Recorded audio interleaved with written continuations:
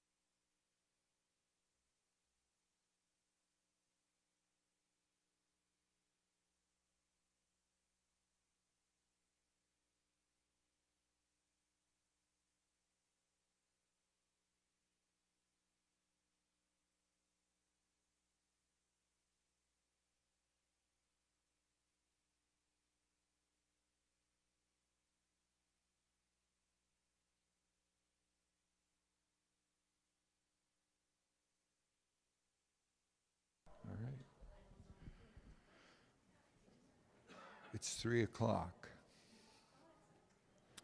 So I get the opportunity of introducing Paul Rabideau, our speaker.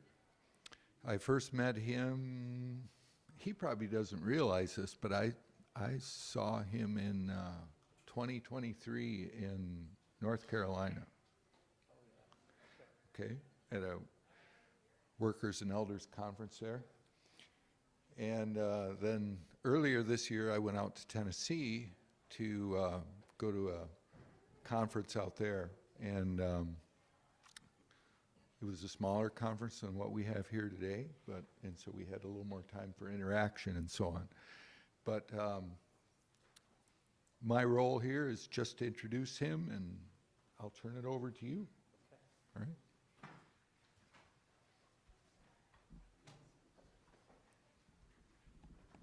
Okay.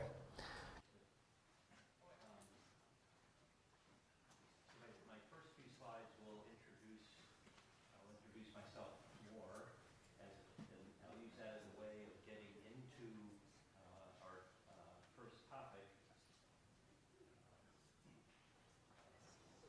which is going to be this idea of an effective church counselor.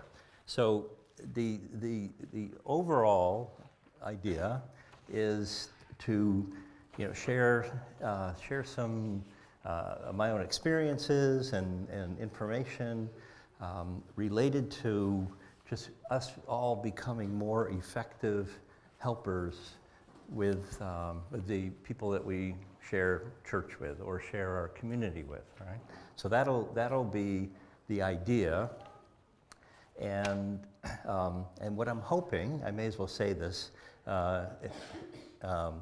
out loud, is I'm hoping that some here will become more interested in the material that I'm presenting, so that maybe there would be maybe you would want to pursue a little bit of training, or maybe a lot of training, or maybe you're already partway down that path, and that one or more of these topics, or the whole thing, will be of enough interest that you would like to pursue some of that.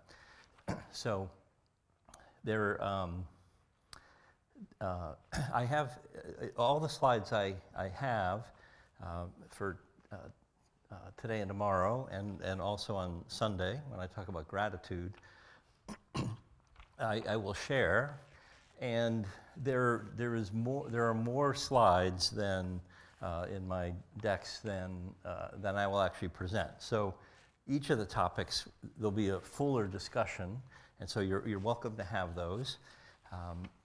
And in fact, now this just may be the friendliness of Wisconsin, or maybe people are really interested in this topic. But this morning, as I got my rental car in Madison, the person helping me just asked, "Oh, what are you here for?" Right? So somebody asks a question like that, I just answer it. Well, I'm going to a Bible conference and west of here, and like, "Oh, what's the conference about?" So I just talk about it. She said, "Oh, I'm studying psychology," and so we talked a little more, and I gave her one of my cards. She said she would email me, and I offered to send her my slides, right? But that happened about 30 minutes after I left the hotel, and I had a similar conversation with the person who was checking out. So 2 people this morning, I gave them cards. They said they wanted my slides. So you, of course, can have my slides.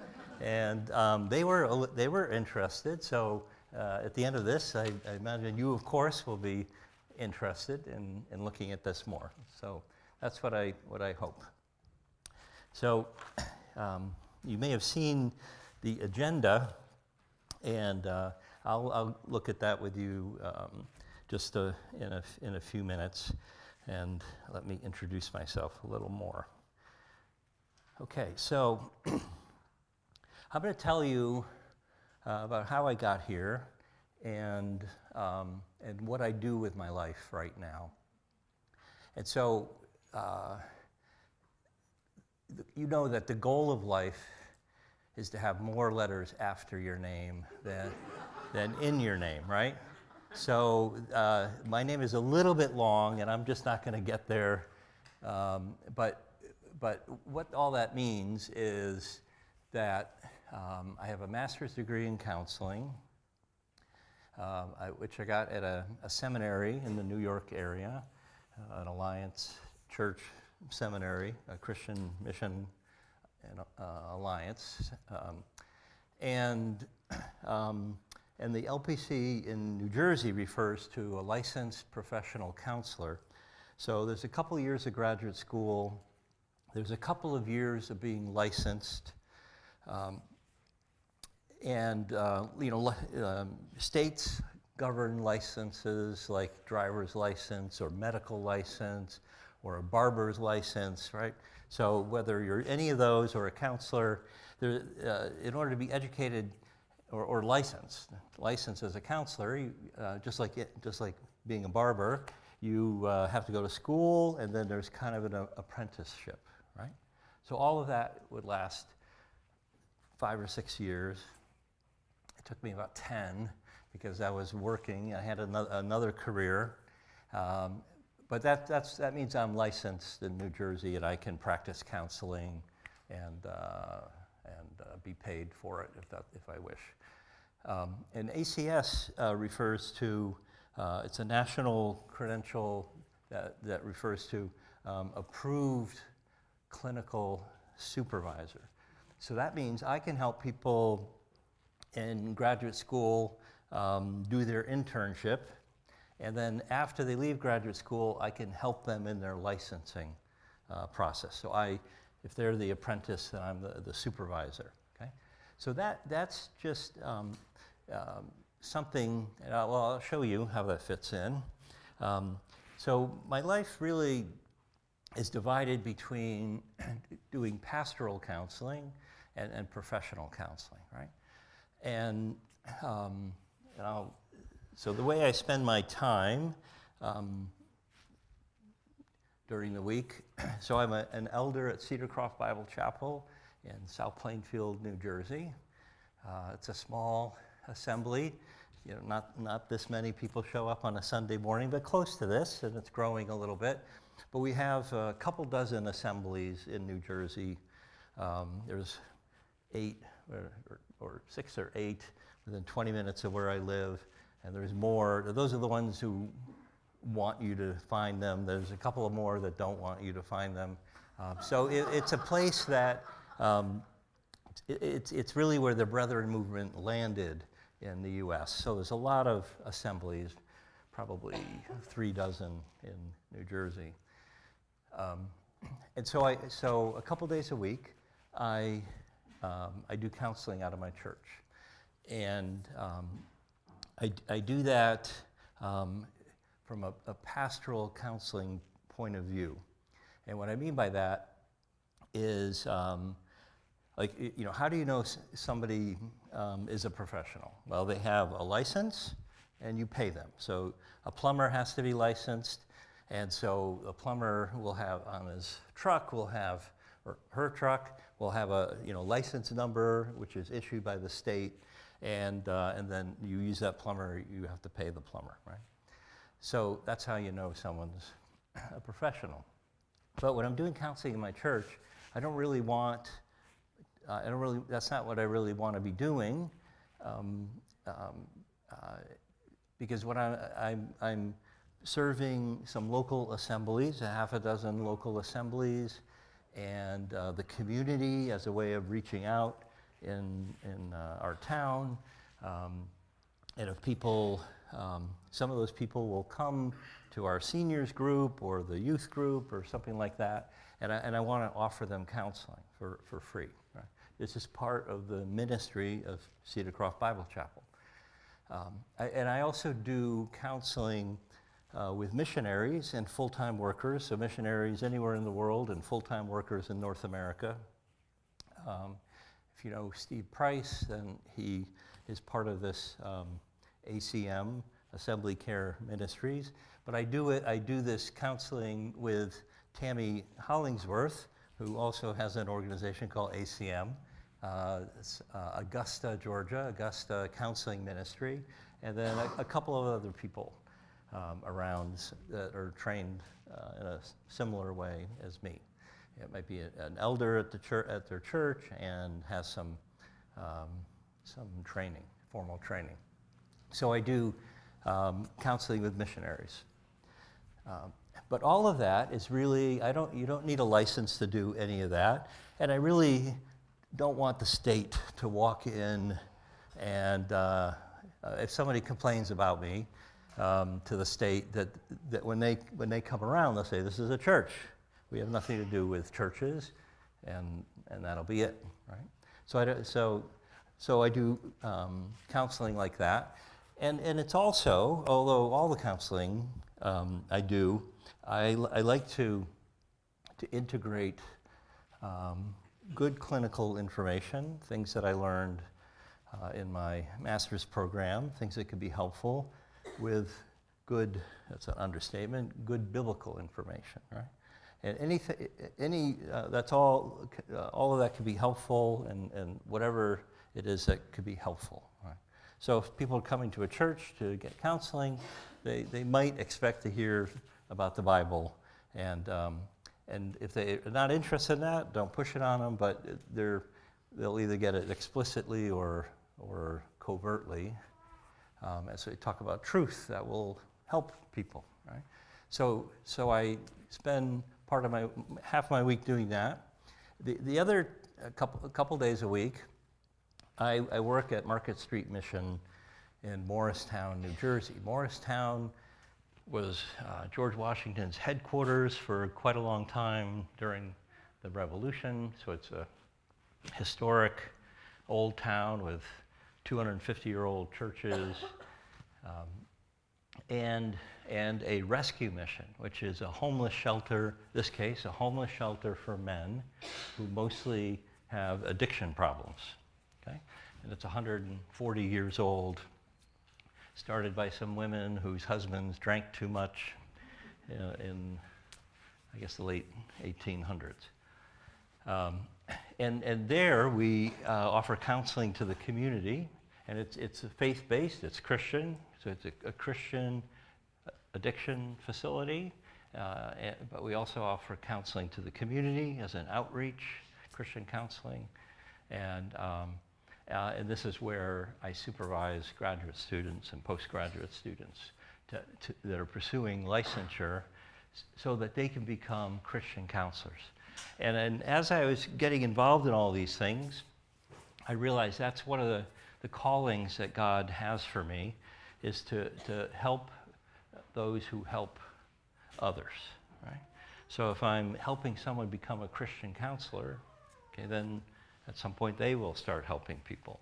Or if I can help a missionary stay in the field, help them with their mental health problems, then I'm helping the people they help also.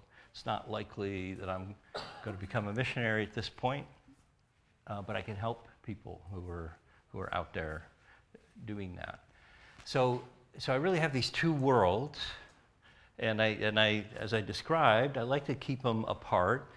When I'm at the mission, I'm really acting professionally because I'm trying to help other people become professionals, and I would be under state law, and potentially under the circumspection of people who run counseling, the practice of counseling in New Jersey. But that's all right, and that's where I act as a professional. But generally, I'm just really interested in helping people, and I could do that as a ministry, as part of me being a Christian and being a Christian counselor. So let me say a little more about each of those. Okay, so how I think about my counseling. So I mentioned here either pastoral counseling or professional counseling, and the real big, the important distinction there, and I guess you can think of it, doing pastoral counseling, being a shepherd, okay, so the word pastor means. So being a shepherd, trying to help people, encourage people,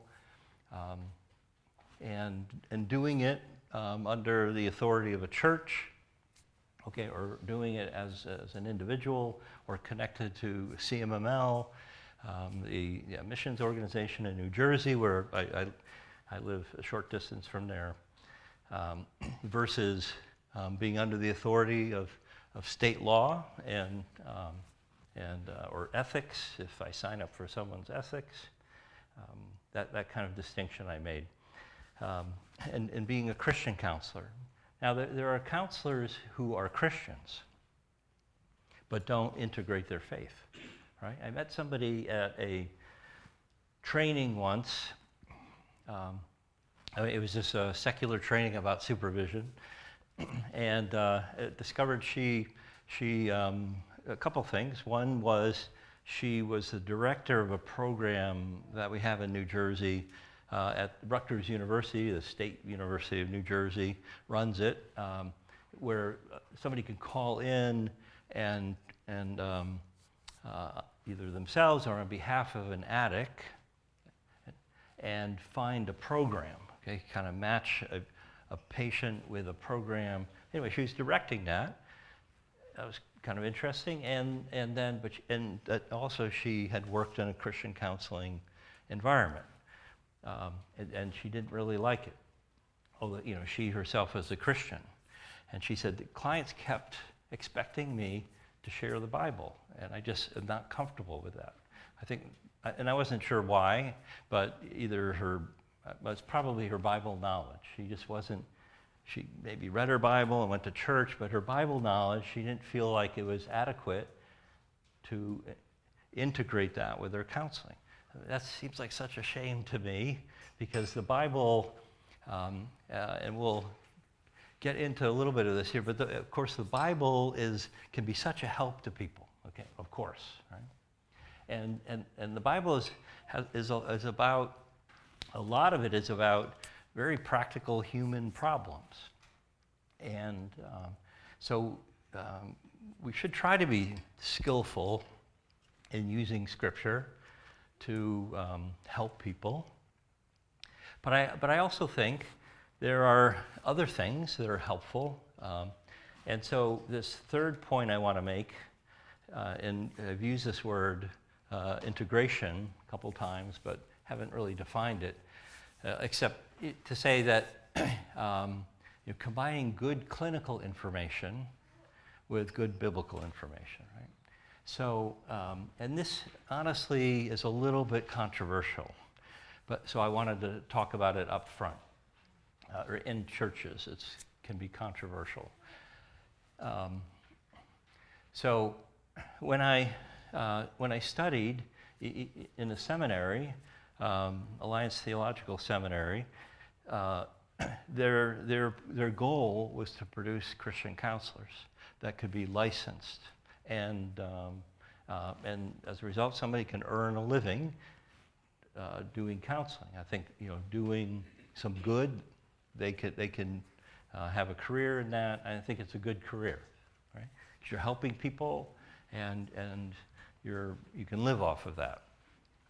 So schools, well, anybody who wants to do counseling for a living will have to be licensed. Like if you want to be an electrician, want to do that you can tinker around your own house anytime you want, or your neighbor's house, you can do that. But if you want to do it as a living, you have to be licensed. So there's a certain training you have to have, and then the apprenticeship, as I described. So the same thing with counseling. If you want to be professional, and remember, professionals have licenses and they get paid, right? I mean, I'm old enough, I had an earlier career that for most of my counseling I don't get paid. But I had an earlier career, which I left about 10 years ago. And so it was my desire to, like the Apostle Paul with the Corinthians, is to not to burden people by them having to fund me, but rather I could do my counseling for free. And generally do counseling for people who can't afford counseling. Okay? So that's what I wanted to be able to do, and since I started it later in life, I could do it. But if you're helping people, Christians or non-Christians, especially Christians, then being able to use the Bible skillfully to address their problem, whether it's anger or anxiety or a desire to have more joy, that there's a lot in the Bible that addresses that, and being able to do that skillfully. But if someone is anxious, okay, and we'll look at anxiety tomorrow afternoon, what the Apostle Paul says in Philippians 4 and what Jesus said in Matthew 6 is so helpful. But there are other things that are helpful. Right? So if somebody's anxious and even getting panicky, they may, one feature of that is their breathing may not be steady. And the breathing will be shallow, so that they're really not getting enough oxygen. And that makes you more panicky. Right? So one helpful thing, if you're anxious, is just to breathe. Like stop. I probably should do this now, but just exhale, thoroughly exhale and pause, and then take 4 seconds, which is a long time, to inhale. And that can really calm a person down, like slow things down and calm a person down. But you won't find that in the Bible. Okay? But it's really helpful. So why not use some of these other things to help people, right? Why wouldn't we do that? If I knew that I could help a person that way, why wouldn't I do that? And probably we can't have the quiet and the calm enough to read Philippians 4 together and talk about it if the person hasn't calmed down. Right? So we'll get into some detail about that when we talk about other things, depression and so forth. Okay? So that's my whole argument about why not bring good clinical information alongside good biblical information. Okay? So as you talk about that with people or pursue it more yourself, you're going to run into this conversation, right? Particularly in more conservative churches like the Assemblies, but there'll be whole denominations like the Southern Baptists who would reject using any non-biblical information when you're counseling. Okay? I just don't fully understand that. But using biblical information well can be really helpful, right?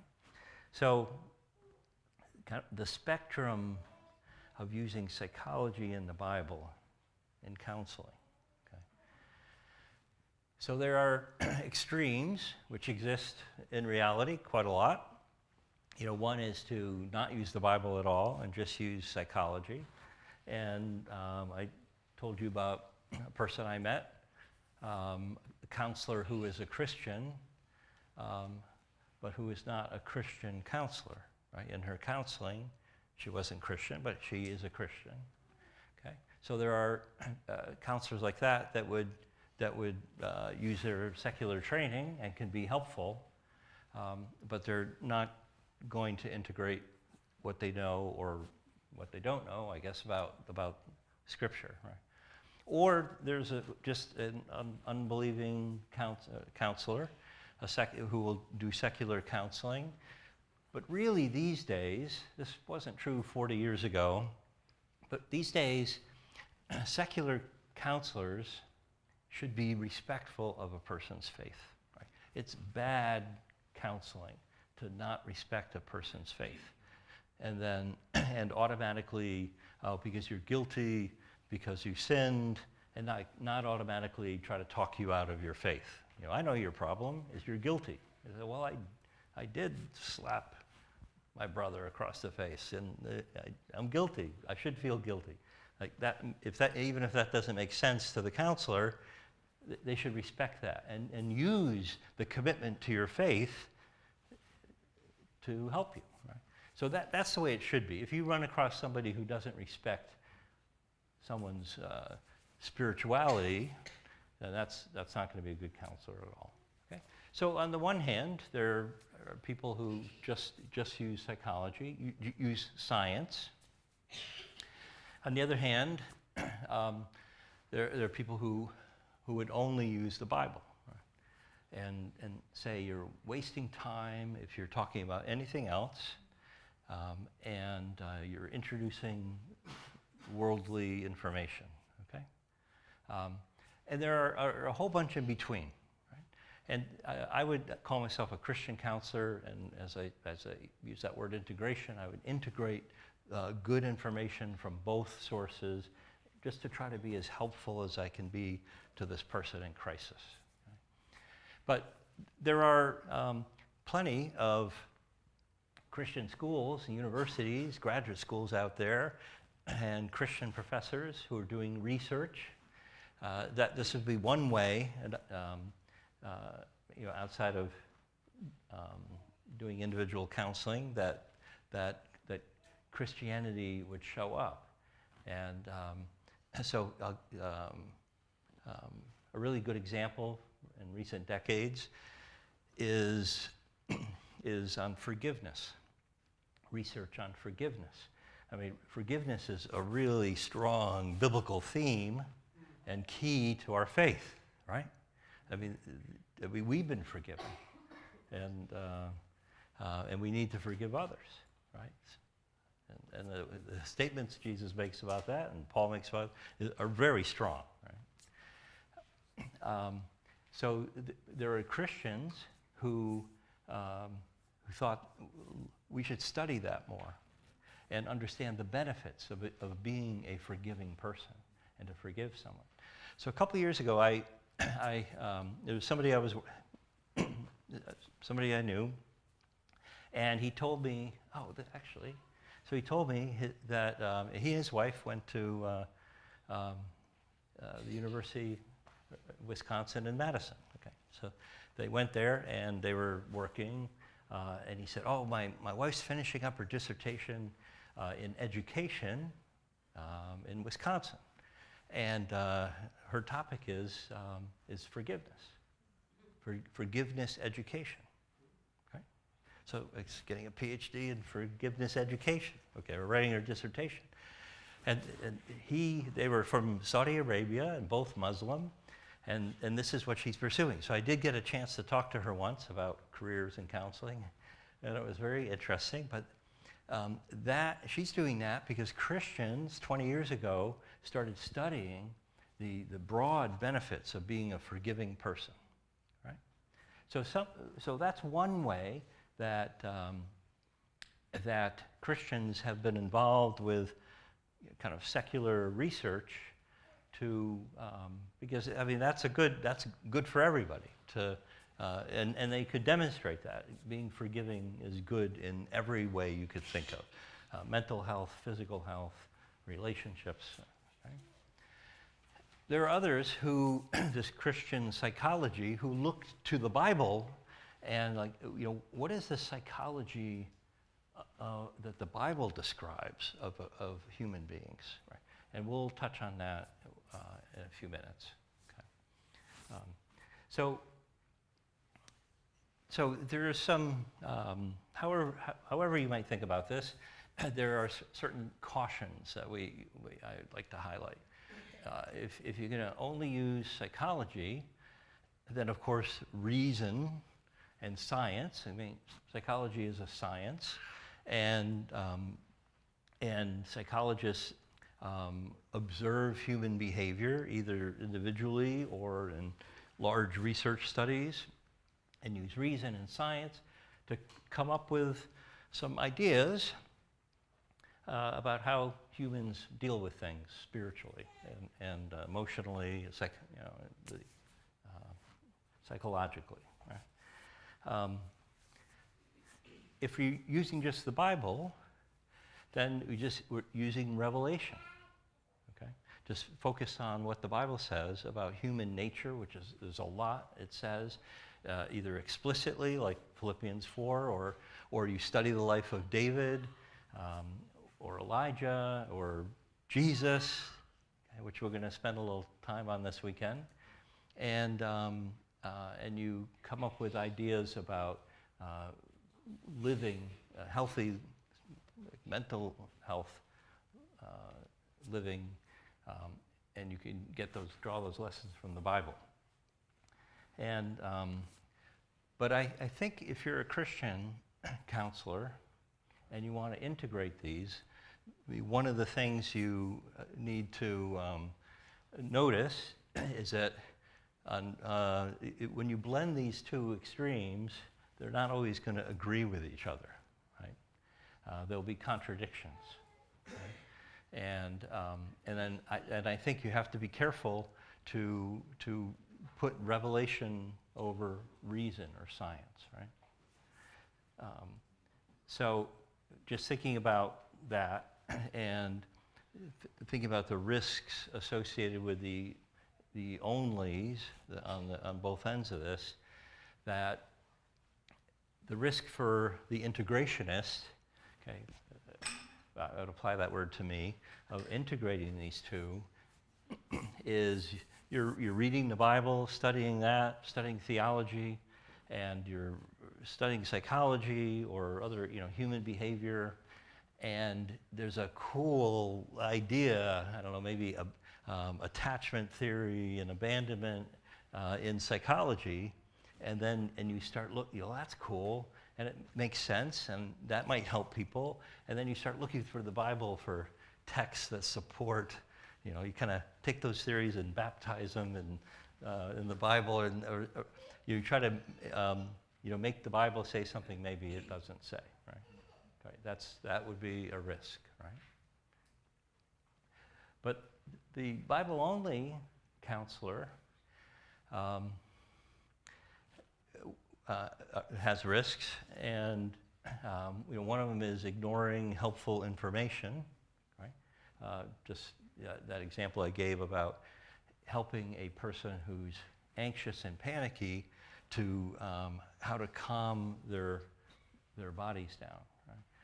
And their minds down through, and there are many ways of doing that, but breathing tends to be the easiest and the best way for people to calm down. Okay? We sometimes say, take a breath. Okay, that's usually when we say it that way, it doesn't really help, but that is an idea. Okay?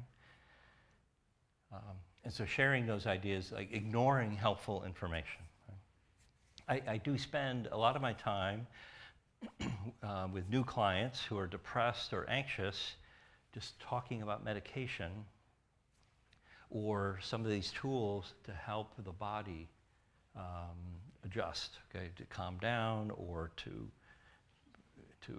be more cheerful, because it's very hard to have a productive conversation of any kind if someone's very depressed or very anxious, right? Or very maybe some other things, right?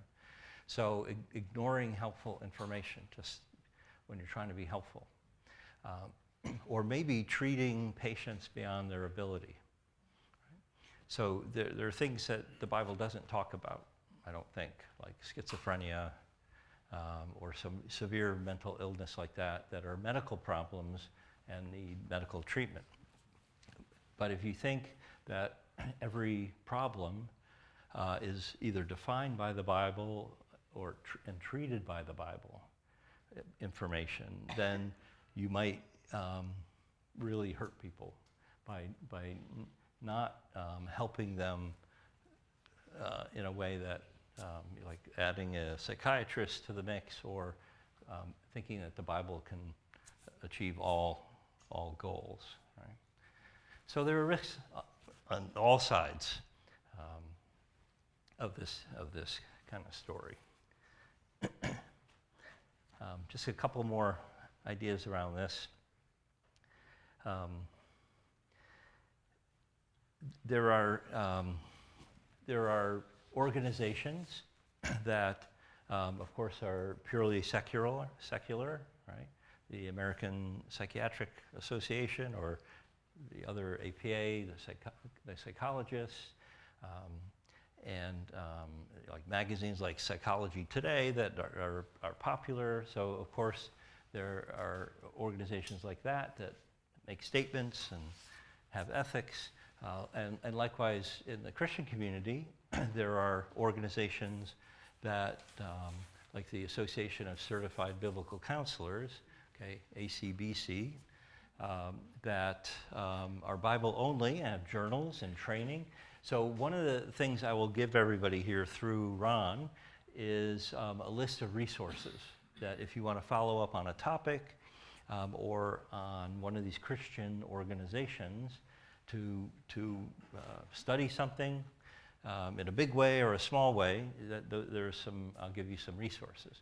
But this would be one of the organizations that would argue to use the Bible only, right? And they make this statement, right?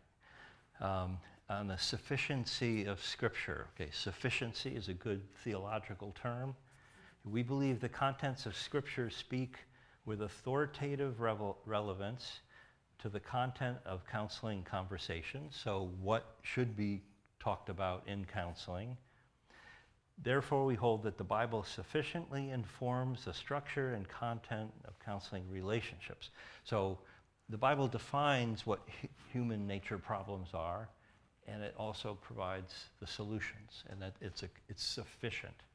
Okay? It's complete. Okay? There's nothing else you need in order to help people. Okay. And then another side, some of the statements that are made on the integration side is, combining scientific truth with biblical truth in a harmonious way. Right. So you need to be aware where the conflicts are and prioritize revelation. Right. Sometimes this is called, you hear the phrase, all truth is God's truth. That would be a statement that there's such a thing as common grace, or sometimes called general revelation rather than specific revelation, the Bible, that God has made it so that humans are able to discover things that are true. Okay? That this so-called square breathing helps calm the body down. Right?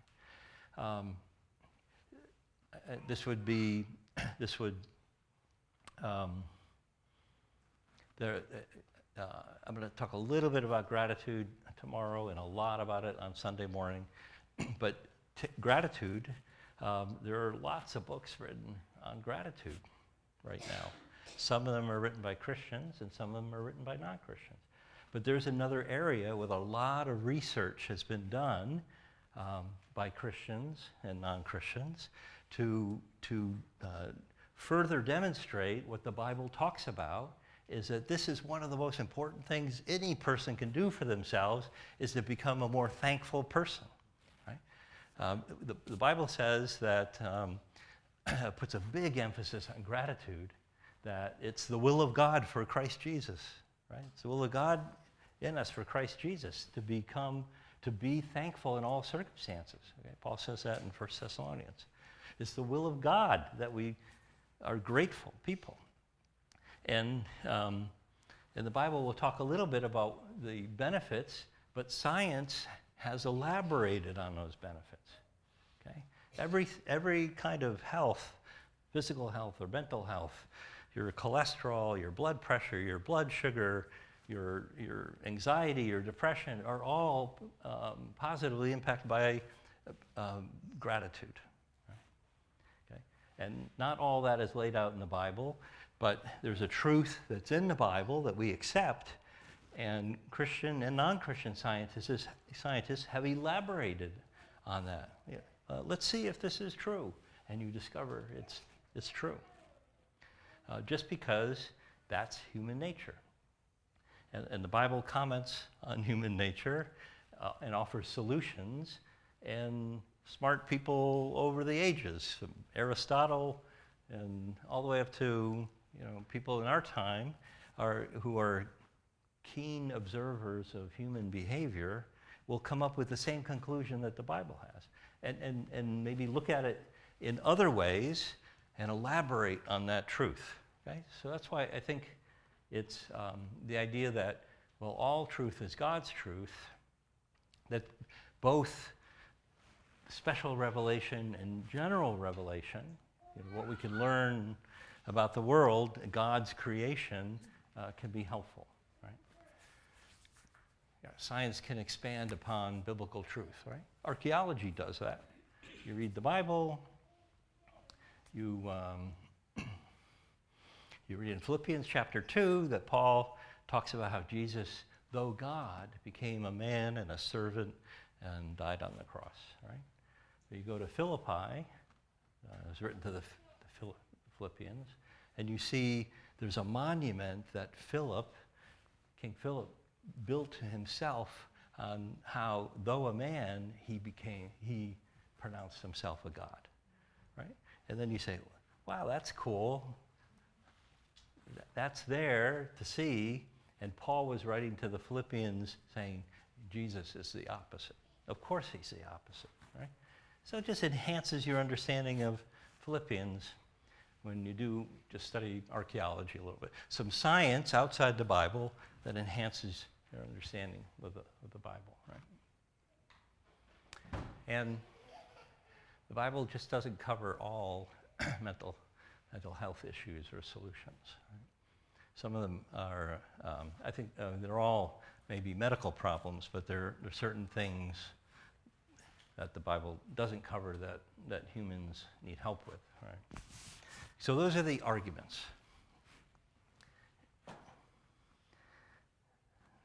So if I don't know which one of you, which 2 or 3 of you, 4 or 5 of you may want to pursue this a little more, that's what you're going to run into. Okay? And if we're lucky, then sometime this weekend, one of you will ask some of these questions, and we'll have a little discussion as we have time for it, right?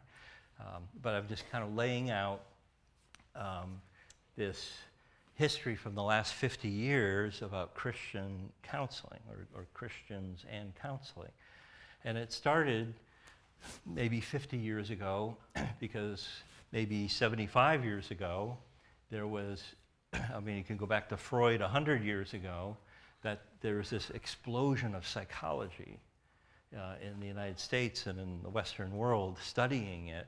And, you know, it's Freud and Skinner, and then the humanists coming along in the 50s and 60s, and marriage and therapy and all this stuff. And some good Christians reacted to that by developing a biblical counseling approach, right? But maybe it was too far over, right? And now you had the two extremes.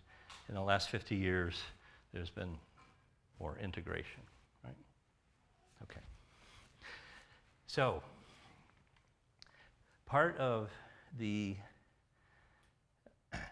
big part of the idea behind this conference, and the one that Ron and I met at in Tennessee, was a small conference for elders and their wives to get shepherds interested. So there were people representing, I don't know, 7, 8, or 9 churches who just came together in this little woods of eastern Tennessee, and just to talk about shepherds in our assemblies.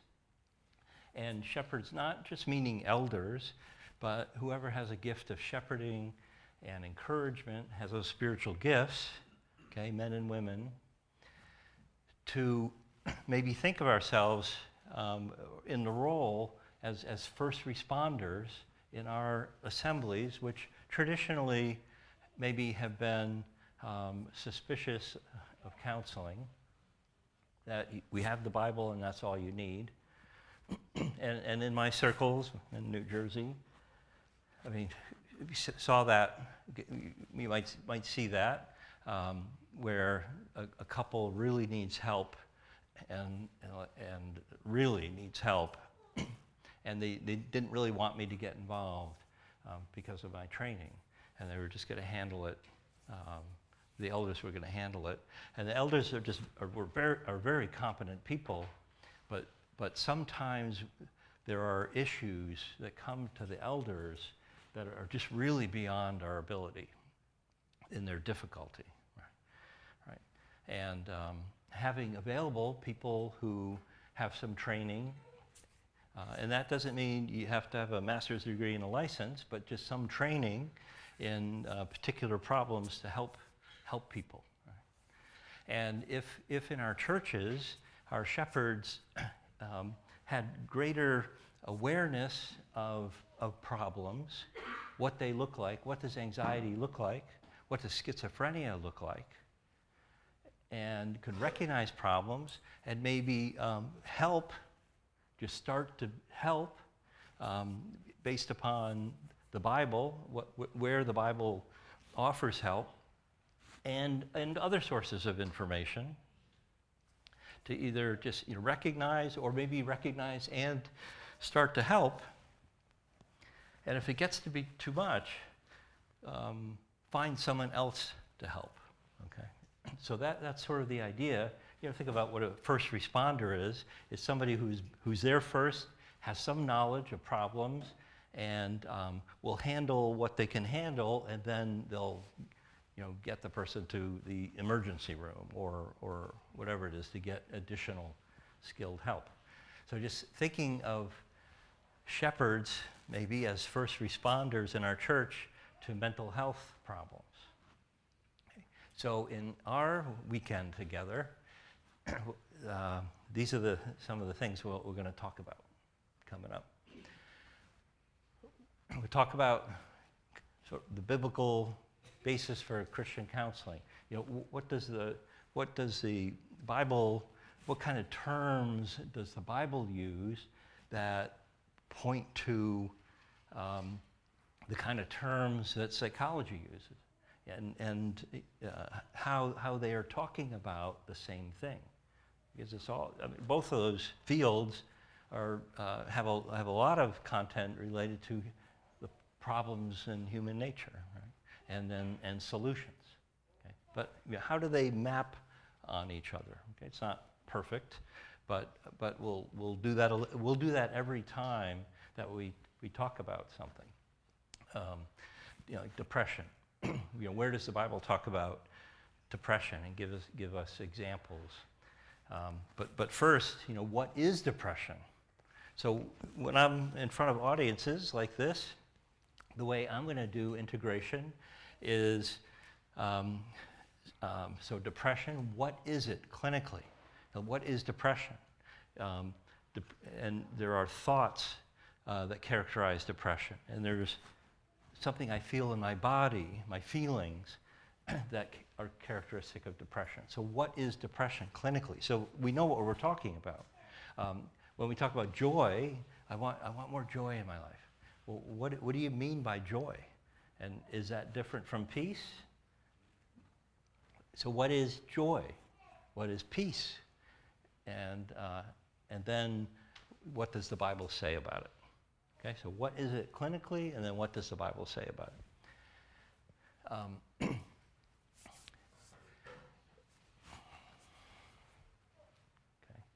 And so we're really talking about, I also use words that I use all the time, like counselor and client, okay?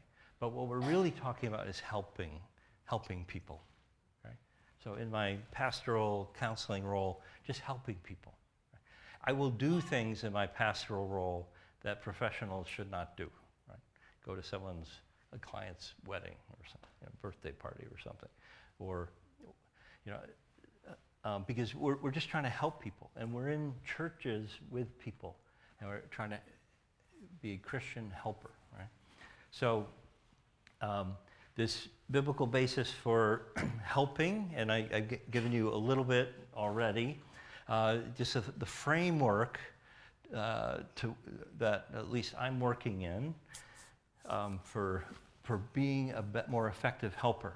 And that's why I got into, there are two reasons why I got into counseling. So I'll be 68 in a couple of months. So that's really old, or that's not so old, you know, I don't know, you're young. But, you know, it is what it is. So, but about 20 years ago, after I'd been an elder for a little while, I felt a little inadequate at times, and that was happening more and more, the kind of problems I was seeing and that were come to me, and I wanted more training. So at the same time, my wife and I, 25 years ago, went for some marriage counseling. We'll be married 40 years in January. So we had little kids and just needed some help from someone else. So we went to, there was a couple who were both licensed counselors and Christians. He was a pastor. That's a nice combination, I think, is being a pastor and being a counselor, professional counselor. So they really helped us a lot. In that first year, there were some problems that got solved pretty quickly that we were struggling with or weren't even aware of for many years. And then over time, you know, other things were helped. And it made me think, you know, maybe this is what maybe I could do this. Maybe I could become a counselor, and that would improve my skills to help people in my church of 100 people. Okay. So that's how I got started 25 years ago in counseling.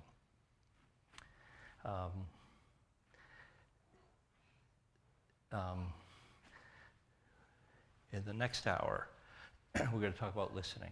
So we'll talk about framework, how to look at counseling, and there are some basic skills.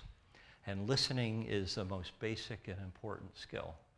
But there are other skills and other qualities, and this will really be the first half of our weekend.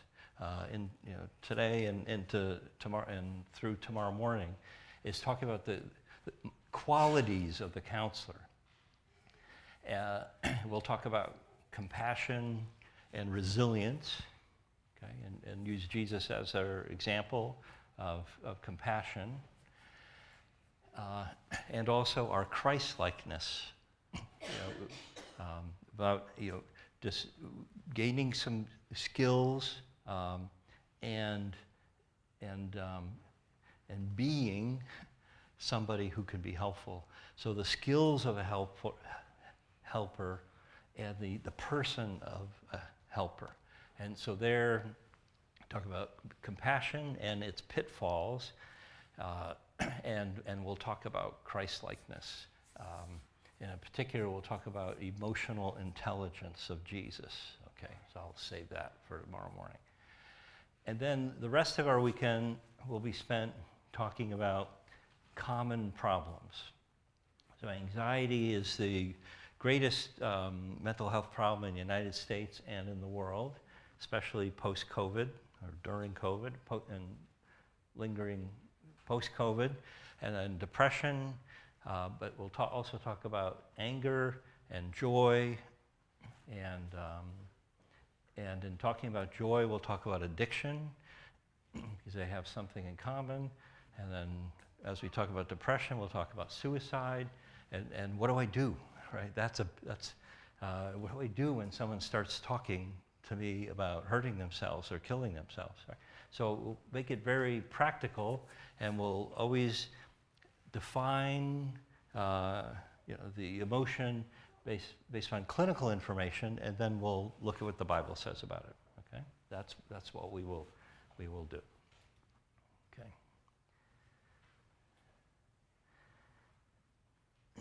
Okay. So just in the next few minutes, and our pattern will be, and you may already have seen this, our pattern will be for me to talk for an hour, and I'll do that 9 times, I think, and then we'll have a break, a 30-minute break. And I'm happy to talk. I will probably sit, take advantage of just resting a little bit, but I'm happy to talk about it. So let's, at the end of our first hour here, let's talk about the Bible and psychology, right? And then the overlap here, okay? So you probably have heard about this idea of the tripartite nature of man, although some people would say there's two parts of the human nature, but there are words in the Bible like for spirit, okay? Of course, there's the Spirit of God, but our spirit, that our spirit is alive or it's dead. Of course, there's our body, and they're in the New Testament. These are the Greek words in the New Testament, and the word soul. Right? So these words show up all throughout the Bible, and other words like the psyche, okay, the mind, okay. Phroneo is the word, the mind of Christ. Let this attitude be in you, in Philippians chapter 2, or let this mind be in you, or this mindset be in you. Okay, phroneo, the mind, the will, the conscience, and of course the Bible talks a lot about emotions, God's emotions, Jesus' emotions, human emotions. So these are all terms that are in Scripture, and of course are used outside of Scripture. Just a couple of verses. Now may the God of peace himself sanctify you completely, and may your whole spirit, soul, and body. Okay, this verse seems to describe three parts of a human being. Some people observe that God is a trinity, is a three-part person. Also in Hebrews, for the word of God is living and powerful and sharper than any two-edged sword, piercing even to the division of soul and spirit, the division of soul and spirit. People don't always separate those two, but some of these verses seem to suggest they're different. And the joints and marrow, the body, right? And is a discerner of the thoughts and a tent of the heart. Okay, heart, there's another word. Okay. And so there's all these words like this that would relate to psychology, right? Okay, the psyche, right? Psychology is the study of the psyche, and that's a word that the Bible uses. So it is interesting to study heart. What is Jesus, when Jesus uses the word heart, what is he talking about? Or in Proverbs, we use the word heart quite a lot. What is it talking about? Right? It's an interesting thing. So I like to know, like, how does this work? Okay, how does this work? If I say, I love you with all my heart, like, what are you talking about? I mean, the heart pumps blood around the body, right? So we're talking about something else, right? We're talking about something that's in between your ears, right? It's part of the brain. We're really talking about a part of the brain, not this. Although I feel it here, I say I love you, right? So I feel something pleasant right here. Okay. So as I said, like archaeology, which isn't always provide information that is immediately aligns with the Bible. An archaeologist might say there was no Exodus, right? Well, what the archaeologist means by that is this nomadic people didn't leave anything behind because they didn't build anything that, right? So, but it sometimes illuminates the Bible and sometimes just isn't very useful, right? But so in the last few decades. And this is neuroscience is a science that's accelerating, okay, in its learnings about the brain. And so we do know when we're talking about the mind and the conscience and the will and the emotions, we kind of know where they are in the brain. And as we go through our topics, I'll bring that in. So you probably have heard of like the left brain and the right brain, but another way of dividing up the brain is the front and the middle and the back, right? And so that's what I illustrate here in our brain stem back here. Sometimes we call it the reptilian brain. Back here governs movement and all kinds of things, but it's where information comes into the brain, one place. Information comes into the brain and out of the brain, to our spinal cord and, reach out, okay? So that started up here and came out here. The middle of the brain, the limbic system, in that yellow there between my ears and deep inside, that's where the emotions are and where memory happens. So there'll be a couple of times we go into that more deeply. And then there's that big folded in, so all those folds, cortex along the top. Mine is more visible than yours probably, but there's the cortex, and especially the frontal cortex, the front, especially the prefrontal cortex, where ADHD happens, and my faith resides somewhere in there, the orbital cortex maybe. So where the executive functions, okay, my thinking and reasoning, decision making and planning, all that is here, right? So there's really 2 or 3 or 4 brains in there that are all doing something different, and they have to do with our will and our mind, our mindsets, our attitude, and our emotions, and our conscience. So those words that the Bible uses, they're in there somewhere, right? And science is learning more about that. Okay, so I'm going to wrap up with that thought, and I'm not going to always show this slide, but as I go through this in my deck, there'll be book recommendations or article recommendations that when you get my slides, if you want to read more, this book is written by a couple of Christians, maybe one Christian. It's edited by one Christian. And it's 5 views of that whole psychology, biblical counseling spectrum. Okay? 5 different views. If you're interested in that, that's a good book. But in my resource sheet, I will suggest a number of books on the brain. Many Christians have written books about the brain. And there's lots of YouTube videos produced by Christians talking about the brain.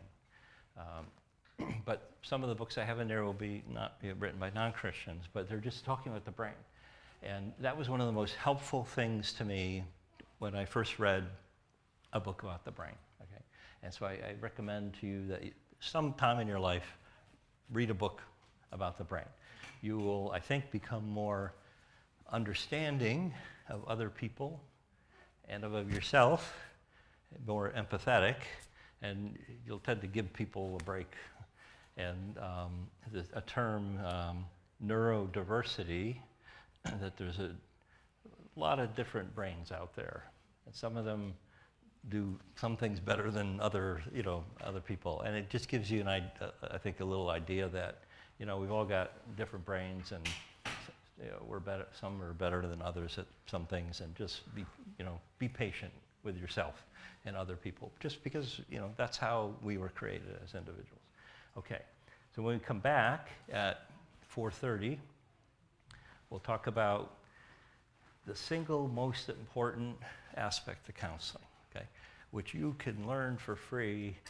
You don't have to go to graduate school for 2 years and $60,000. You can learn it tonight, although you're going to have to practice, and how to be helpful to other people, right? Okay. Okay, thanks.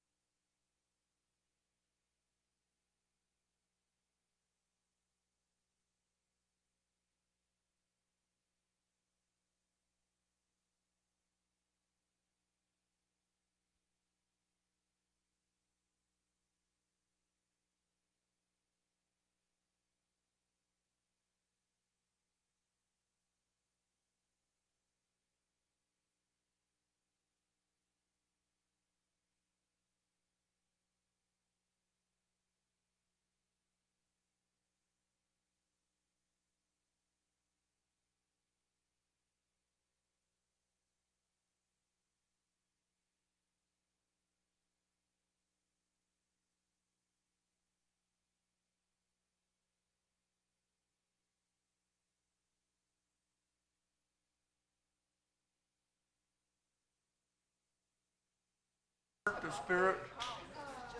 No, I don't think so. Okay, I was wondering, that's what I Okay. always thought it was. Okay.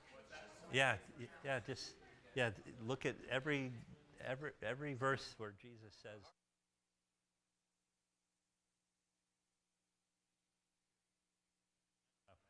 That's interesting. Yeah, I would agree. The heart is where the makes decisions. It does a lot of things. The heart does a lot of things. It's probably the brain, probably the heart and the brain. Between your spirit and soul, the heart. Well, some people would say there's the spirit, like our spirit.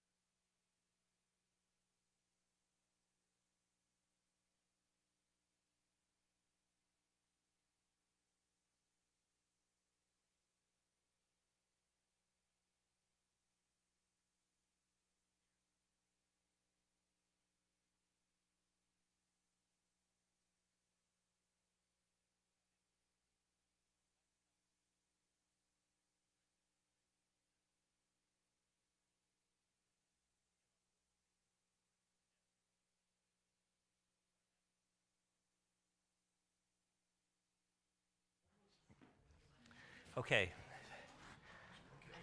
So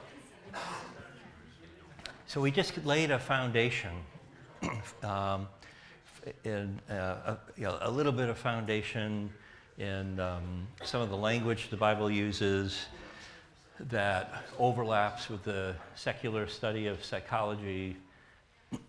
Of course, the word psychology is made up of two Greek words, and that are found in the Bible.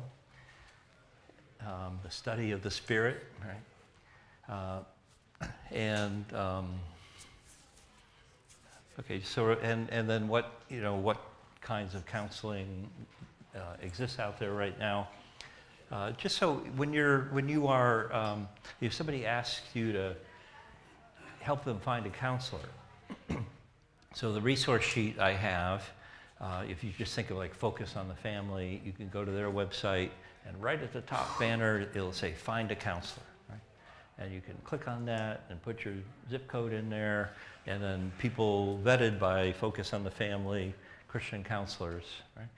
But there are many organizations where you can find a Christian counselor or any kind of counselor or psychologist. Now, up here, if I put this zip code, I don't know if I'd find a Christian counselor, but if you go to Psychology Today, you could find a whole bunch of counselors. So that's what we're going to face, is not having as many Christian counselors as would be nice to have.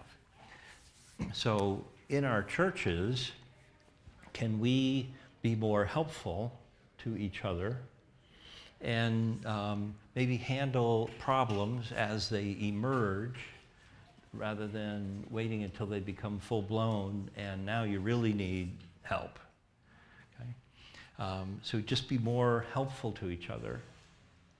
And that's what this topic here is about, about listening and empathy, okay? The key to helping, right? And so there are spiritual gifts of shepherding and encouragement, of helping. And those kind of soft gifts versus prophecy and teaching, which are important, but different kinds of personality, I think. So this is the most important thing you can do to help somebody. To be a helper is to listen. And I'm going to explain all that. Like what is listening and how it helps. Okay? So, listening and empathy. Okay? So it's important to understand this word empathy, because in common usage, I think there's confusion about what it is. So first, I'm going to start there. Some definitions of empathy. So some clinical definitions of empathy, because this is how we do it, right? We're going to start with the clinical understanding and then move to the Bible understanding, right? So empathy, an interpersonal communication skill, okay, which produces an understanding of others and then communicates back that understanding to help others understand themselves.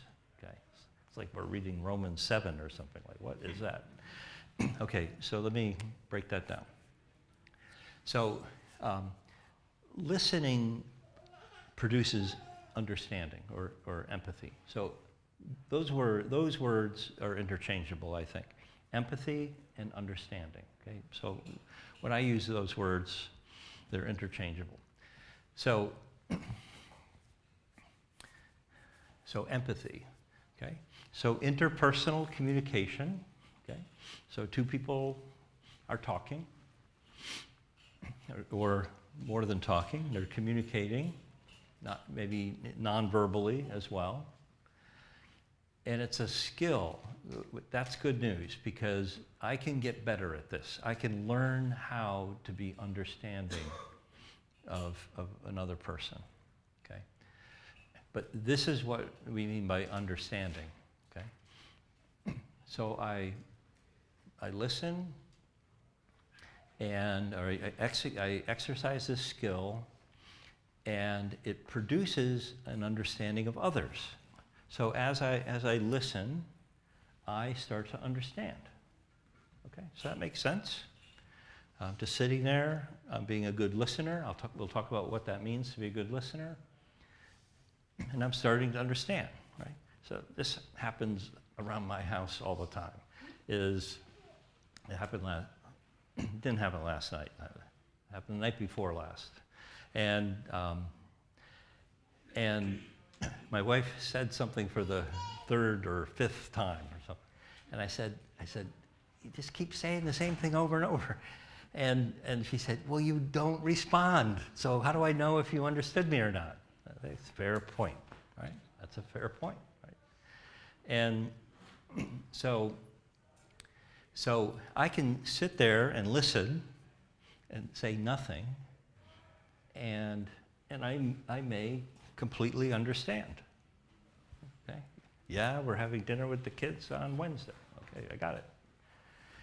But how does she know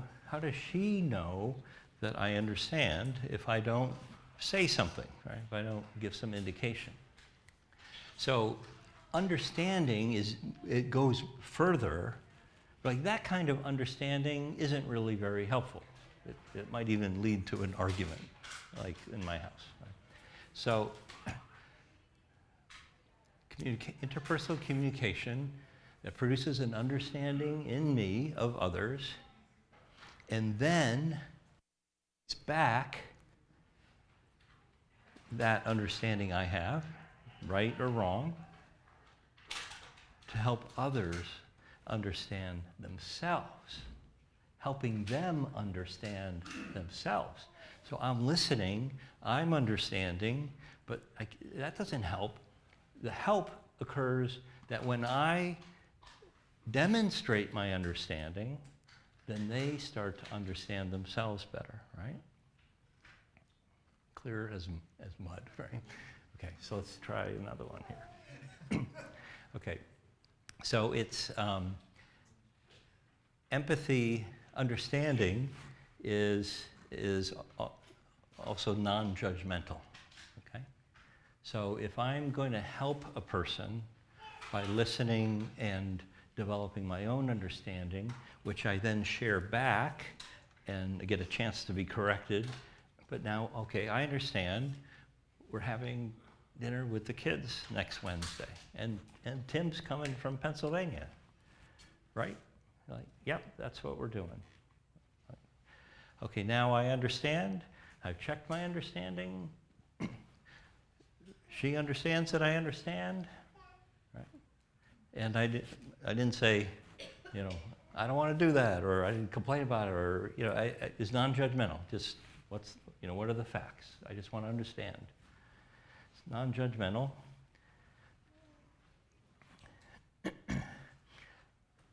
I would say, and this is not just in counseling, using empathy, not just in counseling, but it's a way of being with people, okay? That if I want to be helpful, this is always the way I'm going to be, is we're talking and I want to make sure I understand what you're saying, and then I'm going to try to demonstrate that I understand, and then like, how good does it feel to be understood, right? You know, like, you know, high schoolers, I don't know if there are any high schoolers here, like, she gets me, yeah. You know, somebody, this person of the opposite sex really understands me, right? That feels great. It feels like love. Okay, it's not love exactly, but it feels great. That to be understood feels great, right?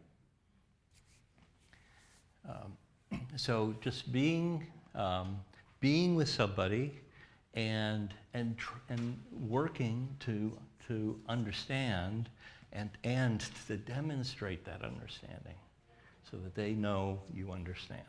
Okay? Yeah. You taking questions? Go ahead. Oh, okay. So I've heard of like bullseye listening, where you listen until they say, "That's it.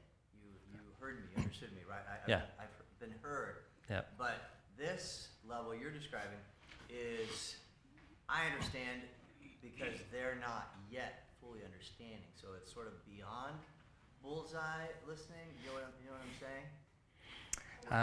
You're trying to listen so you can give them some feedback and insight to themselves, correct? So I would say what I'm talking about right now is the bullseye. I hadn't heard that term, but I got to tell you, when I first did counseling, and you're listening, and then when the client says, "Yeah, that's it," like, I would get this like shot of dopamine, and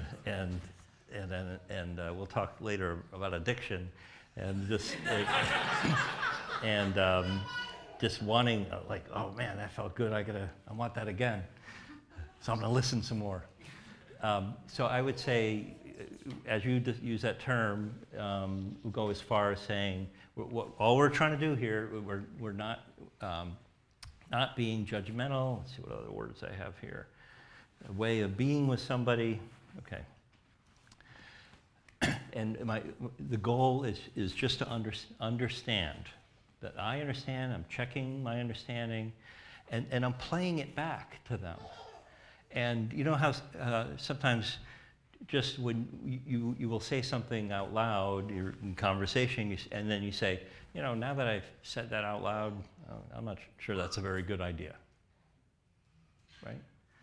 Because when a person speaks, so we have stuff rattling around inside our heads, thoughts, and then it's helpful to speak. So a person speaks, and instead of ideas just rattling around in our heads, we speak it. Maybe we're the only person in the room, right? Nobody is with us, but we speak it, and it's out here, and it comes in my ears, into my brain a different way, and gets reprocessed. And I think, you know, now that I said that out loud, maybe that's not such a good idea. That's good. But in this understanding and empathy, I say it out loud. I hear myself say it.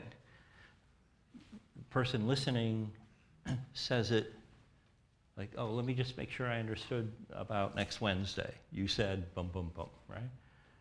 Now they hear it again from someone else's voice and process it in a different way. And to be listening, you know, they hear it and they're thinking, and all parts of the brain are firing, maybe in some new ways. I mean, certainly in some new ways. Instead of just the thought rattling around their heads. And you can see how that could be helpful to somebody. So I haven't added anything to the bullseye. I was just trying to hit the bullseye, that this is what you're talking about, right? And they say, yes, exactly. And I go, yeah. And now they know I've been listening, right? In contrast to, my wife says something, she said, are you listening to me? I said, yeah, of course. Next Wednesday, something's happening, right? And, right, and I just, because, you know, I can keep something in my head for like 8 seconds, and I just repeat what I heard, the last 8 seconds. You keep nodding, Christine. We'll have to talk about that. So, and parroting back, that's not listening, right? So listening, so to understand, and to demonstrate my understanding, to help them understand better. So they may change their point of view at the end of all that, right? But I haven't said you need to change your point of view. I'm just repeating back what I heard. And that helps them think about whatever it is. Okay? Husbands, live with your wives in an understanding way. Okay? Sorry about that. Now here's where the confusion comes in common language, and I have to say, also, sometimes in Bible translations the word sympathy or maybe the word empathy shows up, but the Bible is not always going to have precise language like science would have today. Right? And that's sometimes part of the confusion. We were talking about heart, okay? That what does the Bible mean by heart? What do we mean scientifically about heart? What do I mean when I say I love you with all my heart? I mean, sometimes language is precise, if it's more scientific, and other times it's imprecise, okay? But I think it's helpful here to know what these words mean separately, right? So sympathy, okay? Pathy refers to emotion, okay? Something that's pathetic, okay, or pathos. And like symphony, the same sound, okay? So sim means same, so it's the same feeling. When I'm sympathetic, it means that I have the same feeling. Okay? That's not what empathetic means. Okay? So sympathy, I have sympathy that when I'm listening, the same feeling is triggered in me as I'm understanding it from you. Now, in fact, there's something called mirror neurons. We all have mirror neurons, and that gives us this ability to feel what you feel. Okay, weep with those who weep, rejoice with those who rejoice. Sometimes someone's laughing, and you can't help but laugh, even though you didn't think it was funny at first, but the laughing is, and you just laugh, right? You kind of go into that. Because it's just, you can feel what someone else feels. That's a good, good feature. Some people have more mirror neurons than other people, okay, our neurodiversity. When we talk about compassion this evening, that's driven by my suffering with you, your suffering. Compassion, I suffer with you. So that's what sympathy is. But sympathy does not help people. Okay. It's not about understanding, it's about I'm reacting to your emotions and I'm feeling what you feel. And the problem with it is that it may imply agreement. Like if I weep with you, or if I'm angry, you come in and you're talking about your brother took the keys of the car without asking and smashed up the car. Okay? So I'm angry with my brother. And I sit there and I could get angry as well, and we would bond over being angry, but that's probably not what is needed in that moment to help the person, right? If we're going to start at some point talking about forgiveness or handling this situation, right? So where empathy, as we just saw some of it, is that the listener, I'm just trying to understand you, okay?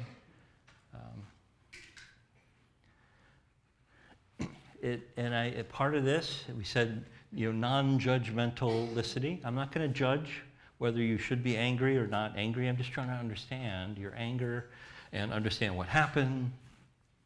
And I'm going to be respectful. I may, in fact, disagree with how you're reacting to this, or even your understanding of it, but I'm going to respect, what it is you're thinking, and validate your feelings, which doesn't mean I agree. So I might say, if my brother did that, I'd probably be angry too. Right? That doesn't mean I'm angry right now with your brother, but I'm just saying that it kind of makes sense, right? So that shows respect for the person, that what they're doing, what you're doing right now, has some kind of reasonableness to it. Whether it doesn't matter whether I agree or not.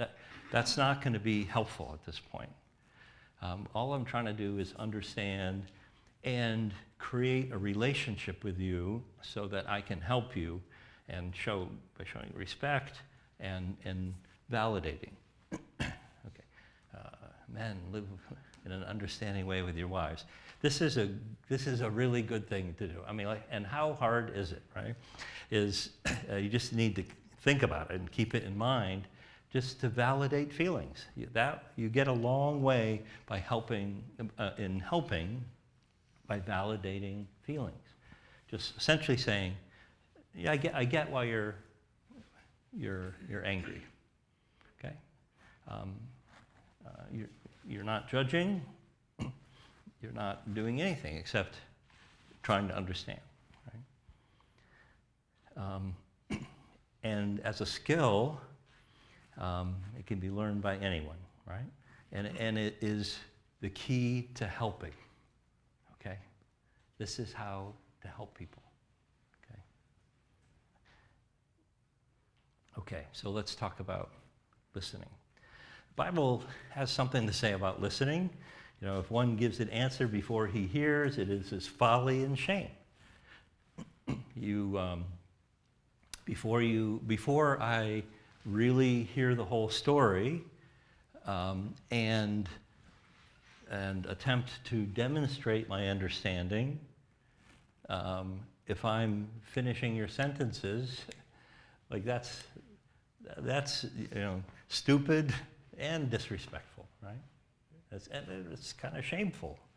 Like that I think right now I can finish your sentence, and when that happens, most of the time people are wrong, right? So we shouldn't do that. We should restrain ourselves and not do that.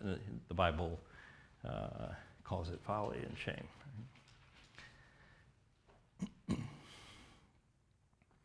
Everyone should be quick to listen, slow to speak, and slow to become angry.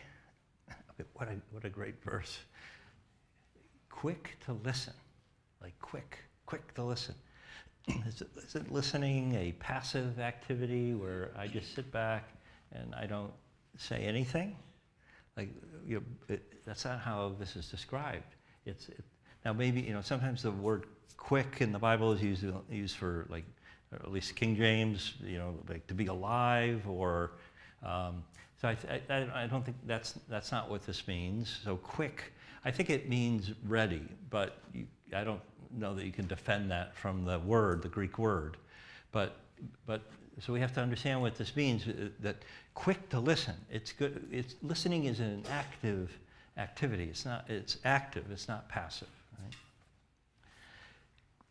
everyone should be, those are pretty strong words, quick to listen, slow to speak. If you're going to help somebody, you really need to do a lot more listening than speaking. Right? You certainly need to hear the story first, like the whole story. Just let them tell their story, and be slow to give answers, slow to fix the situation, and give time for understanding.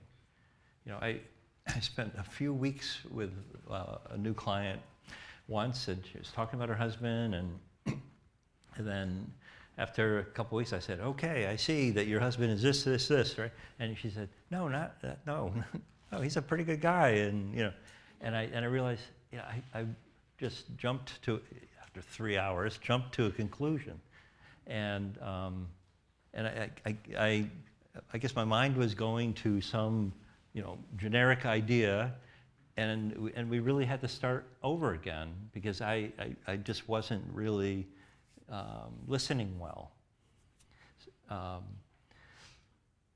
So if I'm speaking, the other person can't be speaking. Okay? So, but they need to speak. So be quick to listen, slow to speak, and somehow this has something to do with anger too. And that makes sense, right?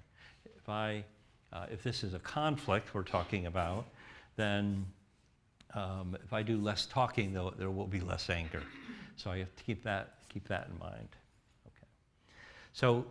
So let's talk about what is listening. So now we're going to shift outside the Bible again and just talk about something called active listening.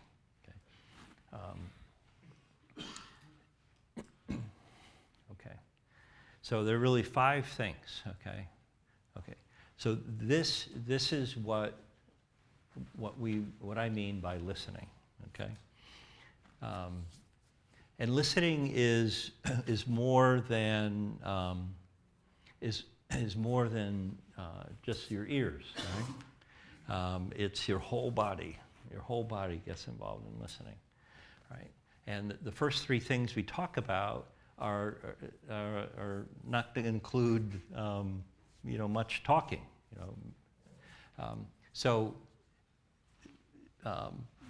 Having being sort of square to a person, like having an open stance, and if you imagine you're just sitting one-on-one or a couple of people just making eye contact, they tell speakers to make eye contact, that you go around the room, and if you've spoken publicly and you do that, and you don't want to stare someone down and make them uncomfortable, you don't want to do that, right?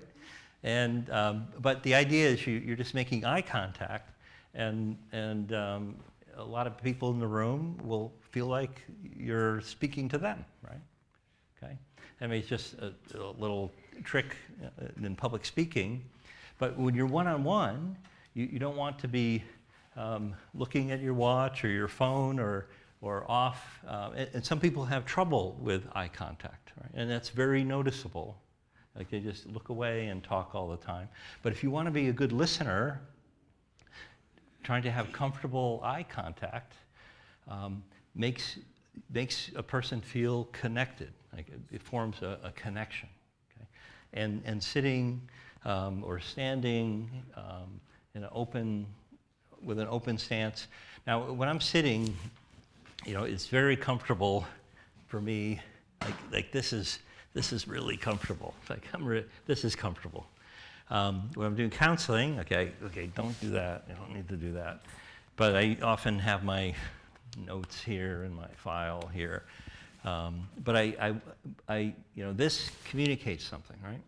Like, this is a crazy story, right? Or it's judgmental, right?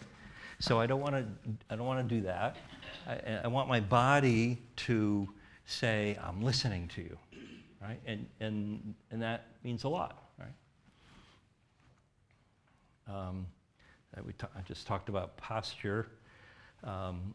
So I will sometimes intentionally I have a student right now, a graduate student, and he for an hour he can sit just like this, perfectly still, and be talking to. And I said, come on, show a little energy, like a little interest, because if I'm sitting with you and you're saying something, you know, someone kind of leans in, and or you sort of move towards the person, or you show a little energy with your body, that also gives a sense that this person is paying attention.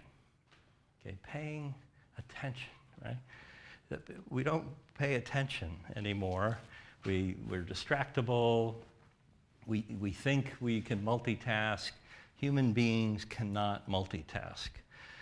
Multitasking would mean that I have more than one channel going into my brain and they can operate at the same time. That's not true. Humans there's one channel.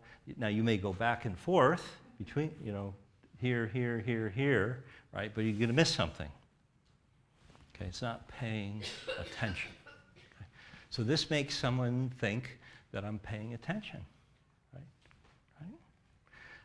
And sometimes I want to do that deliberately. That is, if they're saying something really important, just move my body a little bit towards them, give them some focus. Okay,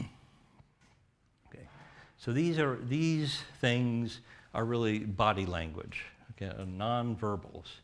So I can see whether you're paying attention or not, right? This person up here can see everything. So. And you're by and large very, very good at this point. So now the words, verbal responses, and the goal of this. Remember, the goal is empathy, is understanding. So I'm going to pay attention so that I understand, and then I'm going to communicate my understanding back, such as it is, and it might need some correcting. That's fine. Okay. Oh, I thought you said your brother. You said brother-in-law. Okay, I didn't get that. Okay, now, and that's good, right? I'm interested in refining my understanding,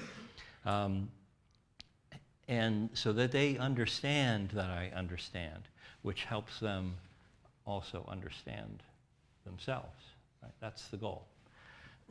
So, using my voice, so even these, you know, at the right time, you go like or you grunt, or you say, yeah, right, that's right. You say words that don't mean a lot, but you say them at the right time, and it gives them the idea you're following me, right?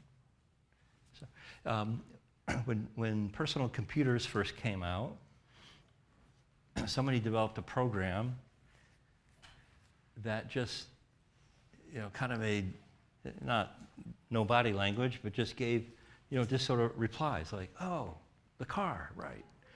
Just the computer picked up a couple words and said them back, right? And people got the sense that it was listening, and they reported feeling better, okay? So it was a dumb computer, just like AI, right? You could, you know how you use AI, and you say, tell me about the 3 ways that love is used in the New Testament or something, and it'll spit something out.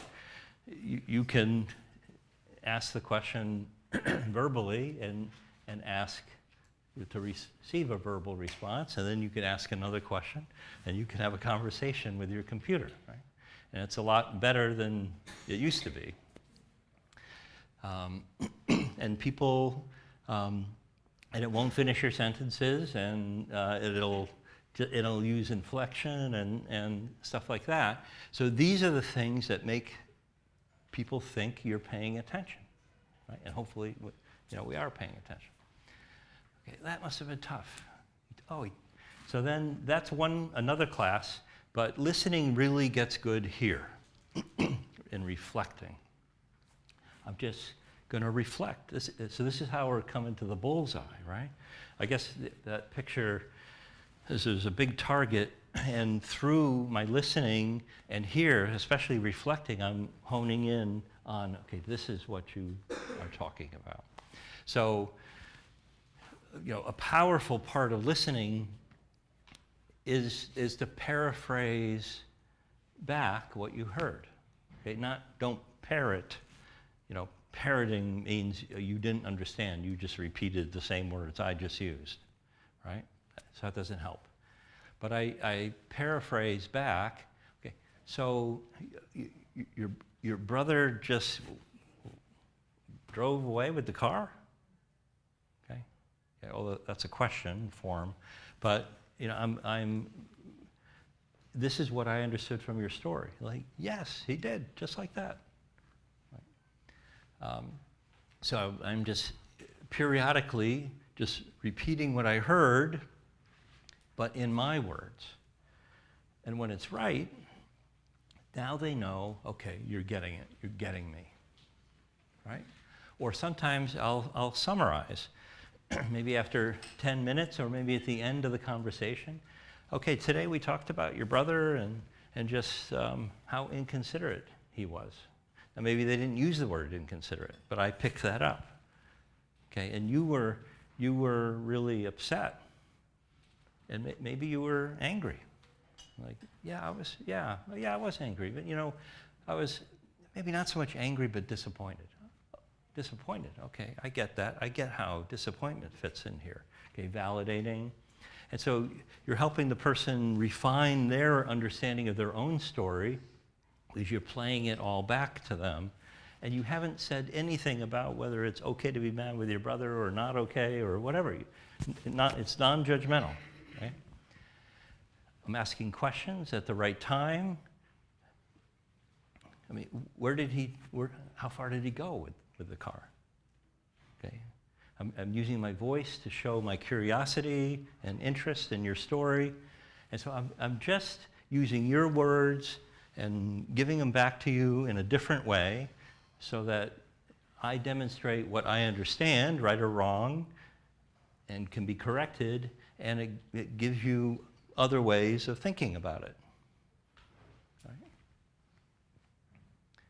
Okay, so that's listening, right? And I haven't said, there's like no judgment, no advice, right? So one time there was this young lady who I'd been talking to her about her drinking. So she drank a lot, and over the last few months she wasn't drinking, and we talk about her life, her family, and then so one day she comes in and like sits down hard and says, we've been talking about my drinking and how the drinking was causing problems with my family relationships and at work, and how it was hard to keep a job, hard to get a job, and just what a mess the drinking was making in my life. And I really have done a lot better with the drinking. Right? Well, yeah, great. But what I haven't told you is I smoke marijuana every day, all day long. I'm like, okay, sounds important. And how the marijuana is nothing like the drinking. Okay, it's worse. Okay, it's worse. Okay, so, but I didn't say that, and I just listened to her tell me how smoking marijuana every day, all day long, which people do too often, and how it's not really affecting her relationships, not really affecting the work situation, and all that stuff. How it's nothing like having no impact upon her life like the drinking did. And this is 45 minutes of this. So I thought, as we were going on, and I'm just listening and checking my understanding, and so at the end, I say, okay, this is, we're getting to the end of our time, and so this, I figured, well, I'm going to just summarize what she said. I could. She's a Christian, and so I could have argued with her about this, that marijuana really is addictive, although often you hear the argument it isn't, but it is, and we'll talk about addiction tomorrow. That it has a big problem with something called motivational disorder. It kills motivation, okay? And it does have an effect upon, as a result, it'll have an effect upon relationships and all parts of your life. And it's bad for your lungs, and all that stuff. And how when the Bible says do not be drunk with wine, which leads to debauchery, but be filled with the Spirit. I could have talked about that verse and how substances that affect your mind evidently compete with our spirit and the Holy Spirit's our spirit and the Holy Spirit's connection. Somehow that works. So I could have talked about all that, and I thought, she's just going to argue with me. And she is just going to bring up reasons why I'm wrong and she's right. And the last thing I want when dealing with a client is for them talking about why they should stay the same. And I'm saying they should change, and they're saying they should stay the same. And when they repeat themselves like that and hear their own voice, they become more convinced. That's how humans work. So I'm not going to create resistance right now with her because she's sort of argumentative. I'm just going to let her just put the words out there, and then let her hear her own words for a while, and then I'm going to repeat her words. So I was reflecting, and then I thought, I'm just going to do a big summary. And so this is what I heard, right? And she said, right. Okay, great. See you next week. Good. So next week she comes back in. She sits down hard and says, I've been thinking about what I said last week. Right? And she said, it's true that the marijuana has the same effect upon me and disruptive in my life.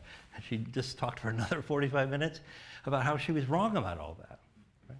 I said, great, okay, what I hear you saying today is, and I just summarize it to reinforce it. So now she's talking about change, and I'm just reaffirming it. Right? No argument. And so all that happened that time, this is my best story, so it doesn't always work this way, but it just perfectly illustrated to me that the power of listening. And I said very few words. I probably said 5% of the words she said that day. And I think as a counselor, I should probably be talking 20% of the time. And I remember hearing a Bible-only counselor on a lecture I was listening to. They said, well, there's two people in the room. I guess we should both talk 50% of the time. Like, that's not right. I mean, that's arbitrary. What science can contribute is really what you want is people talking, and you should be listening, and that's how you help them. So in this extreme example, but true example, she changed because I gave her room to talk, and I was understanding her, and she knew that, and I was non-judgmental, and just hearing herself and reprocess, instead of just having thoughts rattling around in her head, she heard herself, and then I just repeated it faithfully, and then that made her think differently, right? And now she's talking about change, and that's what I want. I want the other person talking about change. If I talk about change, the risk is you build resistance, and now we're in an argument, and I don't like having arguments with clients. Okay. Now that's the rule. Of course, there are exceptions to that rule. Right? So that's the value of listening. So let me go into this more. Okay. Okay. You need to be ready for this. Okay. This is what I want you to remember. Like, you're going to learn a lot this weekend, and you're going to forget everything. You are, right? My first career was in economics, and my statistics professor said, you're gonna forget everything. So we're gonna teach you a lot. We're gonna cover a lot of material, and you may as well forget a lot of material than a small amount. But this next thing is really important, okay? Okay, so you gotta pay attention, okay? Okay. Okay, wait. Why am I talking? Okay, so when I'm sitting with somebody and trying to help them, I try to keep this in mind all the time. Like, why am I talking? Because if I'm talking, they're not talking. If they're polite, okay, they're not talking. So I need a really good reason if I'm talking. Now maybe I'm teaching them something like about motivational disorder associated with marijuana use. Okay, it kills motivation. So doing a little psychoeducation. Okay, that's why I'm talking. I do find myself, you can imagine this probably, I do find myself sometimes getting into a story, and then I'm telling the story, and then I start thinking over here, like this is going on too long, like how am I going to get out of this story? And I'm telling the story, having a little conversation in my head. Because, well, if I'm talking, then they're not talking.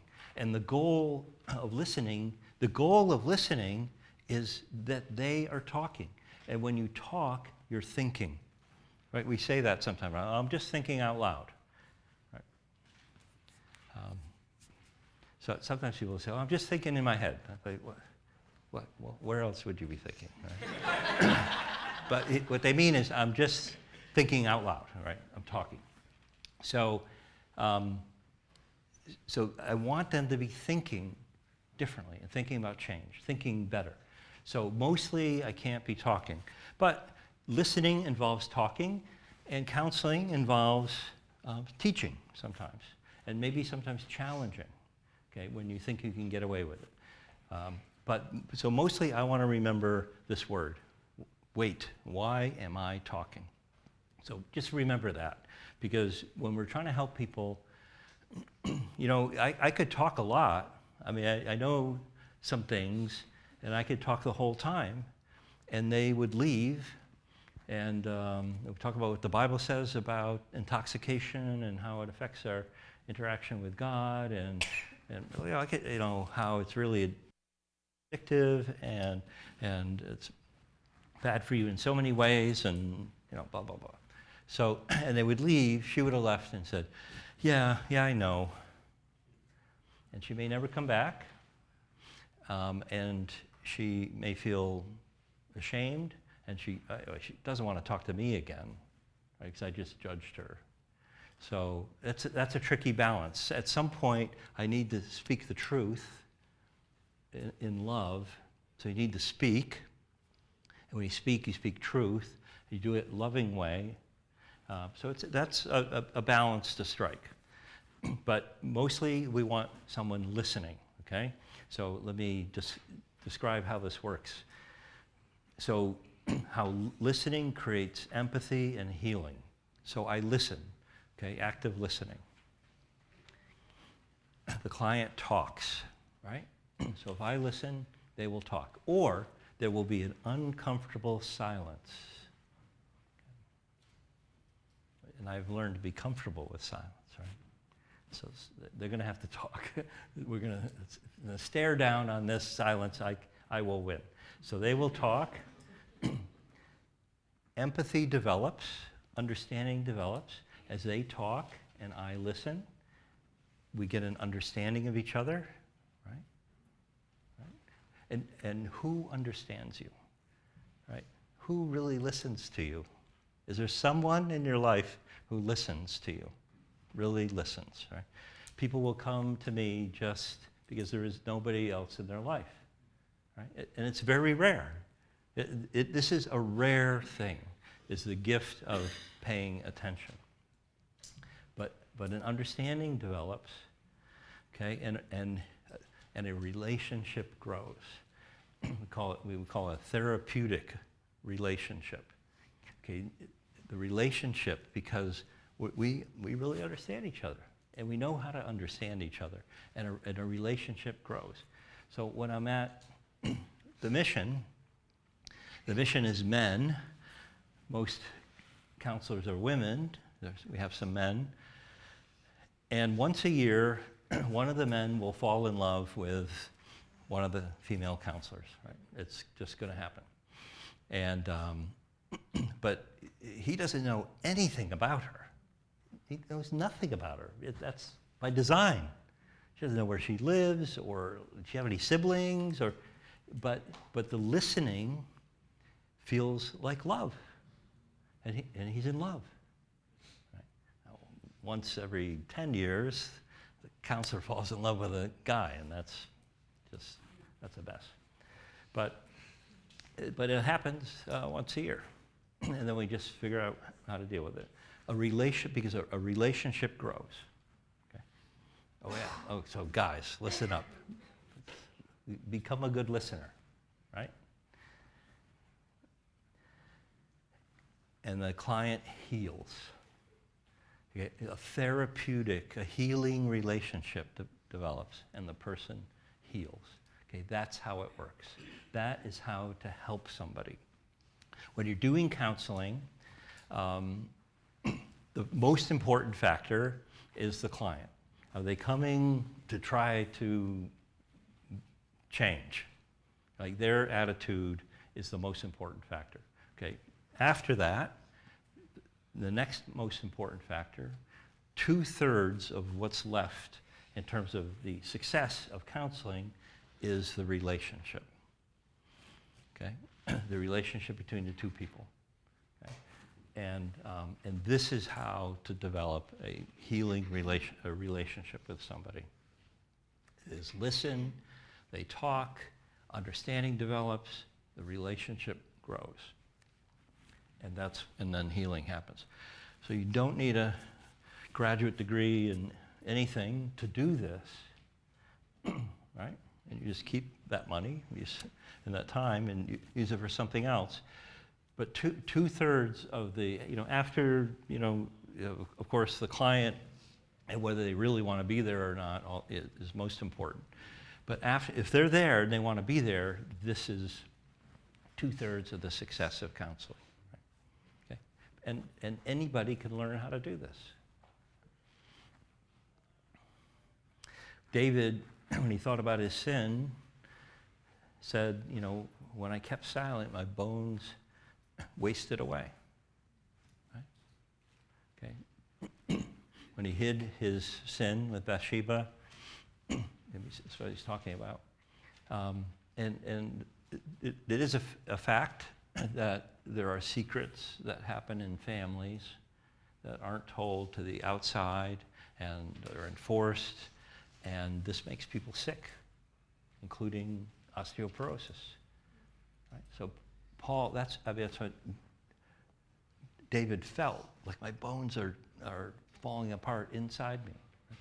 And that actually can happen, along with blood pressure and blood sugar and other things that make us sick. And James says, therefore confess your sins to one another and pray for one another, and that you may be healed. Right? Confess, to agree, to talk, and to state agreement. To confess your sins to one another, pray, talk to God, right, on behalf of one another, and you will be healed, right? Talking with humans, talking is really important. I mean, God spoke the whole universe into existence. We're built that way. In His image, talking is really important. And somebody, the last few slides were just, somebody put together that model because they were observing humans like the Bible observes humans. And God created humans, and He's writing to us about human behavior and how to help with human foibles and illness. Right? So talking is really important. So getting people to talk, and you do that by listening. Um, okay. So let's just speak for a couple minutes about other qualities, okay, other than just being a good listener, like other good qualities of a helper. Like what would they be? Like what else would be important in helping my qualities in being a good helper? Apart from being a good listener. So what would you say? Yeah. Eager? Yeah, eager. That's good. Yeah, because you're showing interest, right? Willing to put the effort into it. Like I want to be here and do this. Yeah. Well, I was suffering with depression, and a lot of it was related to my military service. And I pleaded with God. I said, God, you created me, you know my brain chemistry. And so then I threw my meds into the fire, because I was camping out.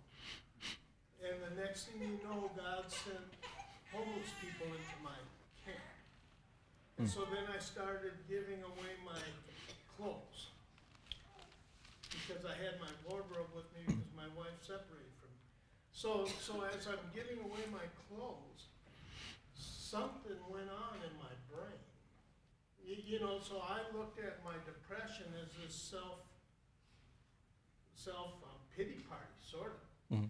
And I would recommend, get outside yourself and help other people. I've never been to school. I don't have the knowledge that you have, but that's just my observation and my experience. Yeah.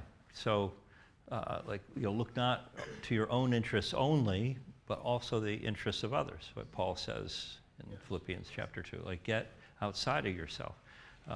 Aristotle knew that happiness. You could be happy about stuff. You could be happy about experiences. That's even better. But even your happiness is even greater if you get outside of yourself and help serve others. And Jesus came not to be served, but to serve, right? Just getting outside yourself. Have no means to do anything for you. So that's. Yeah. We have a lot of illness within the church, and we also have 771,000 homeless people. Yeah. Okay. One more idea about compassion. Okay. We're going to talk about that after dinner. Okay. So let's see. What did I have here? I mentioned non-judgmental, being authentic, just being yourself, right? That people can see right through inauthenticity. Being curious. I think eager matches up with being curious. Being warm. Just being warm with people, not being harsh. Being confidential. I'm not going to tell anybody else about this. You immediately kill any credibility, or when someone discovers you told someone else what they've told you. And being accepting, even if you don't agree, being accepting, at least up to a point. Respectful, having low self-interest, which I think may get to what we just heard there from our brother, that this is not about me, this is about you, right? So some things like that. So let me just read a couple more verses that combine some of these things we were talking about. But the wisdom from above, okay, in contrast to the wisdom of this world, okay, the wisdom from above is first pure, then peaceable, gentle, open to reason, full of mercy and good fruits, impartial and sincere, right? So, wisdom, which I think what that means is skillfully using my knowledge of God in this world, okay? So it's based upon the knowledge of God, His ways, and using that, and some of the features of that wisdom It's, pure and peaceable and gentle, reasonable, merciful, okay? So that's the wisdom we use. And then Paul says here, but we were gentle among you. We were ready to share with you not only the gospel, the truth of God, but also our own selves. Okay? So this weekend we're going to talk about both information that could be helpful to people, but then also bringing ourselves to this. Right? The problem with just telling somebody what to do and hitting them right between the eyes with the truth, right, is as I said, they may agree, they may feel shamed, they may just never return, but even if they take it from you, like, yeah, that's right, yeah, you're right, that's what I need to do. People need to leave your presence not just with a new way of looking at things, an insight. They need to leave also with the motivation to take action on it, right? And so if we're listening and they're talking and they're saying, you know what, I think, I don't know if the way I'm thinking about that was right. Maybe what I should be doing is, that's starting to match up with what I thought. And like, well, you ought to, that sounds reasonable to me. They're talking about change. I can reinforce it, right? And then they leave not only with a new way of thinking about things, but the motivation to make the change, right? Right? Unfortunately, early biblical counseling, the job was, this is what the Bible says. This is what you're doing wrong. And just start applying this from the Bible. There's your sin. This is what you should be doing. There you go. You got everything you need. And the problem is that doesn't work. Right? It's important. It's truth that's important, but that's not how people change. Right? And I want to be successful. I want to help them really to change. That requires truth, but also motivation for change. And we can have an impact upon their motivation by the way that we interact with them. Right? Okay. And so we have to, it's going to take more time than one session looking at the Bible. You look at the Bible, speak the truth, but you have to love them. That takes more time. And so I'm okay with that. If this takes all year, am I willing to put the time in to understand first and have a better solution, which includes the truth, that they will actually act on, and to bring ourselves. So the next thing we will talk about is something more about ourselves, and that is compassion. So what is compassion? And we'll look at Jesus as a model of compassion, but then we'll look at what can go wrong with compassion and talk about burnout a little bit. So I've been uncharacteristically more or less on time these two sessions. The next one we have is our last one. I may just cheat a little bit more on the back end just to talk about burnout a little bit more, but we'll see. So, okay, so we're done with this session. What happens next? Supper, all right. Thank you so much. I love how you said basically you're addicted to helping people.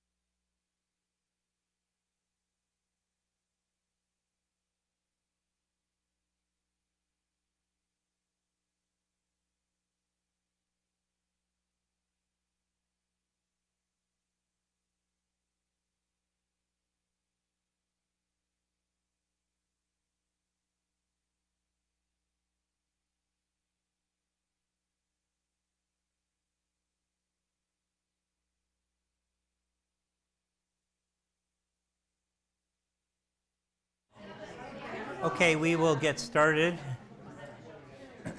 Because I have so much stuff, so much to say. But okay, thank you. Boy, you've been an excellent audience. Appreciate that. So thinking about a helper, somebody who's gifted, maybe in a spiritual gift sense, to help, or for whatever reason, as a helper, you might associate that with compassion. Okay, but a couple of years ago, something I got interested in is because Jesus is described as compassionate more than he's described as loving. And John uses the word love. The synoptics use this word compassion. But that's the balance of it. That's being a helper would be compassionate. But we're going to see this is kind of a double-edged sword. But it is a feature. You think of somebody who's a helper. So we're talking here right now about the importance. If you're going to help someone to be a good listener, that would be a key skill, a key activity of helping. And here we're talking about compassion as a feature of a person who helps. Tomorrow morning we'll talk about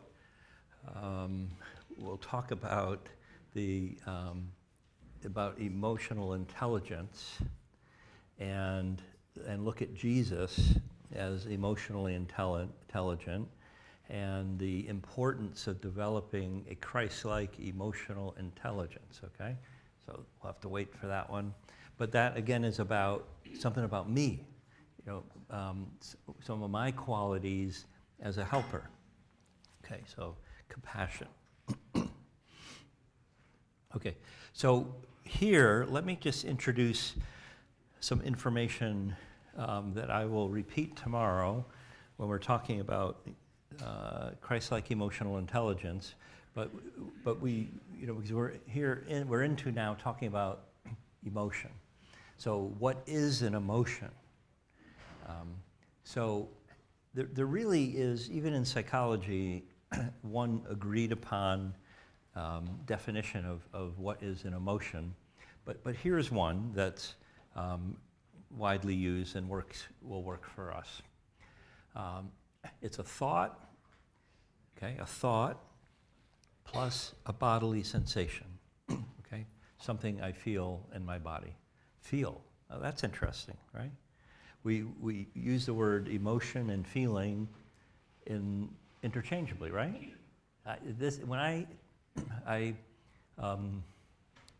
got more interested in all this stuff in my life, I started to notice the language we use, and it's really helpful to pay attention to the language for many reasons, but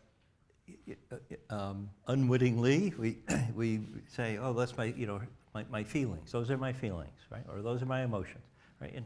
Because part of what we experience in what I'm defining as an emotion is something I feel in my body, right? So that'll be our definition, that there are two parts of an emotion. One is a thought I have, and the other is a bodily sensation, right? So when we look at anxiety or any of our emotions, we're going to differentiate between those two and say, okay, well, what thoughts are associated with anxiety, and then what does it feel like in my body? Okay, so that's what an emotion is. So I won't use won't intend to use the word emotion and feeling interchangeably. The feeling is the bodily sensation part. So where do feelings come from, right? They come from the thinking. So thoughts create feelings, okay? Maybe in our mind, okay? We maybe feel something in our head and our body. I mean, our head is just part of our body through the release of hormones, okay? So there we have a thought, let's say, anxiety is an easy example. So we have an anxious thought. So let's see. So I remember, this experience. So I take some medication for migraines, but the medication called a beta blocker, it blocks adrenaline to the heart.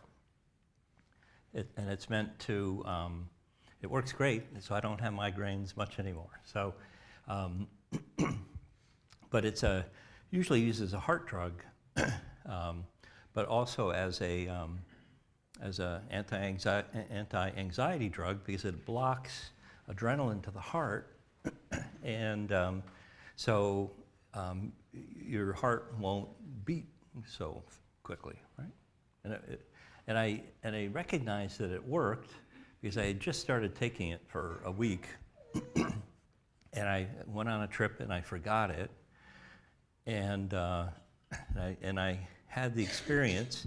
I just randomly had an anxious thought, and I felt something right here. I'm like, what was that? And I remember, oh, that was my heart, like accelerating. And so I had and then I recognized, like, well, then I just realized, you know, I hadn't, in a sense, noticed that I had that thought until I felt it in my heart. And so I had the thought, and then a second later, I felt something in my chest, right, you know, in my heart area. And there it is. I mean, I had an emotion. Oh, I had an emotion. It's not that unusual. But I saw the relationship, okay? I remember another time when we're not going to talk about fear per se this weekend, but I was on my way to a church and I had this presentation on fear, and going around this corner, I'm heading up and I see like an SUV kind of turn and follow me. And my stomach jumped, and I noticed that, and then I realized, you know, that I thought, oh, that's a police car, right? So you know what that feels like, right? Then it wasn't, okay? And so this is what we're talking about here, is the association of a thought, and then after it, you know, a second after maybe, you feel something in your body. And the reason why that happens is your adrenal glands are here, and your brain says, something bad's about to happen, get ready to run or to fight or something, fawn. So there's fight, flight, freeze, like a possum, freeze, fawn. You may not have, I gotta appease this policeman. You know, get ready to take action, and the adrenaline helps you to take action, right? So your brain says danger, okay, adrenaline, or, you know, cortisol, adrenaline, take action, and that's why this happens, okay? Now, if my thought is not meaningful, this isn't going to happen, right? So it's just our important thoughts, and it might be fear or anxiety, which are related, or joy, right? You know, so it doesn't have to be bad,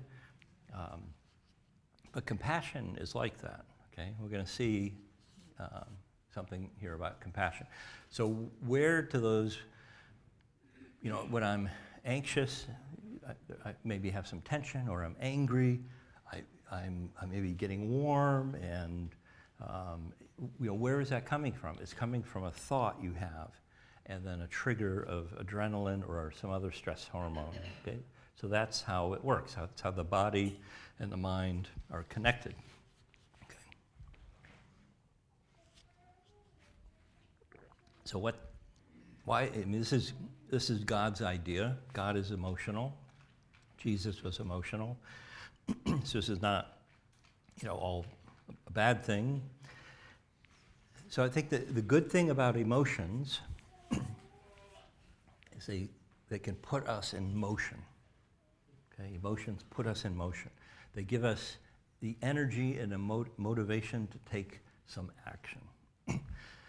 By the way, the Hebrew, so when we're talking about fear, right? The Hebrew word, the root of the Hebrew word for fear is a leaping of the gut, movement of the gut. Okay, so some Hebrew guy, a long time ago, felt something, and he said, "I need a word for that." So our language, it's interesting to look at our language because it's maybe ancient, but it reflects what's going on in our bodies, what we're experiencing. Okay? So an emotion is a thought plus a bodily sensation. Not every thought produces a feeling or sensation in your body. The thoughts drive the emotion, and the real value of that, well, it could be negative, but the emotions give us energy to take some action. Now that may be a poor action or it could be a good action, right? So that's how it works.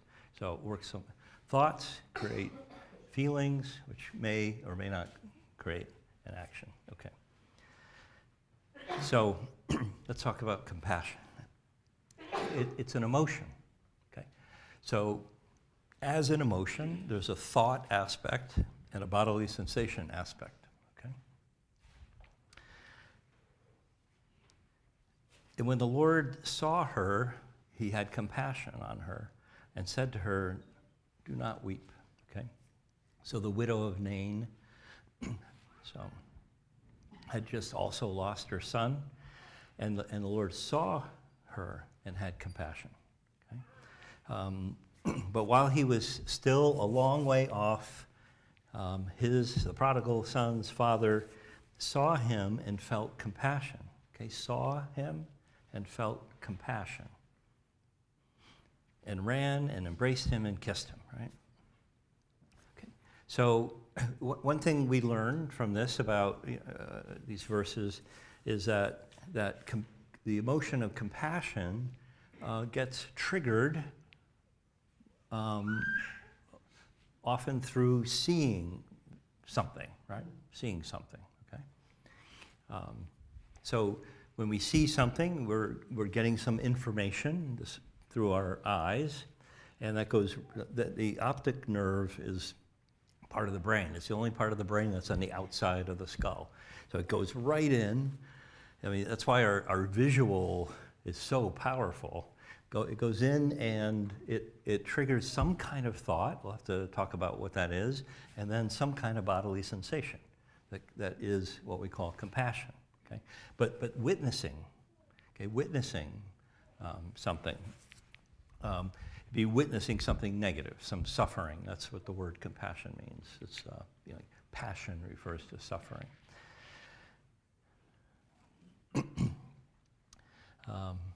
And Jesus in pity. Now, that in English translations, the word pity and compassion are the same underlying word. So, but we don't like to use the word pity. Pity has this kind of sense, like I pitied you. That has a negative sense, like I'm looking down on you and somehow. So we don't use the word pity much, but previously it was used more. But it's the same word, okay, in the ESV. And Jesus in compassion or in pity touched their eyes, and immediately they recovered their sight and followed him. Moved with pity, that whole phrase is the word compassion. Moved, okay. Compassion causes us to move to take some action, okay? Moved with pity, he stretched out his hand and touched him and said to him, I will be clean, okay? Healing the leper. So Jesus was driven by compassion to take some action, okay? So there's that model. He sees something which gives him a thought, and an emotion called compassion is so powerful that then he's motivated to take some action. Okay. So when Jesus was going to talk about who is your neighbor, but also what is compassion, then this story about the Good Samaritan. So I'm just going to look at the middle of it here, but we know what happens is before this point, when the Samaritan comes along, is that there was a priest and a Levite. They both came across a man that had been beaten and robbed and stripped and left half dead, right? And when the priest saw, they went to the other side of the street. The Levite saw, okay, and evidently was not moved with compassion because they walked away. Now, they may have had their reasons. I don't want to become, if that person's dead, I don't want to touch them or get near them because I'll become unclean and then I can't do my job tonight or whatever. So we don't know the reasons. But Jesus is telling this story, and now a Samaritan, those dirty Samaritans, but Jesus always liked to find a way of saying something good about Samaritans. The Samaritan, as he journeyed, came to where he was, and when he saw him, he had compassion, and he went to him, okay? So that same kind of formula where he saw him, so he had information, a new thought, or a thought, and had compassion, and then he took some, which compelled him to take some action. Okay, the priest did not take action and didn't feel compelled to go to the man, and he bound up his wounds and poured on oil, and he set him on his own animal and brought him to an inn and took care of him. Okay, the action he took was to bind up his wounds and to take care of him. I need to take care of him. Look at him. And the next day, he took out 2 days' wages, 2 denarii, gave them to the innkeeper, saying, take care of him, and whatever more, this open-ended commitment he made to the stranger, you spend, I will repay you when I come back, okay? So the compulsion, and this is what I'm going to say about compassion, it is a strong emotion that when we feel compassion, we feel compelled to take some action. Right? And emotions put us in motion if they're strong enough. And compassion is a very strong emotion. And it's an emotion that a helper feels. Right? Okay, with that background, compassion is a Latin word, to suffer together with. Okay, calm would be with, and passion, like our Lord's passion, his suffering. So those are Latin words. To suffer together with. So just looking up a modern definition of compassion, our English word compassion, grab it from Wikipedia.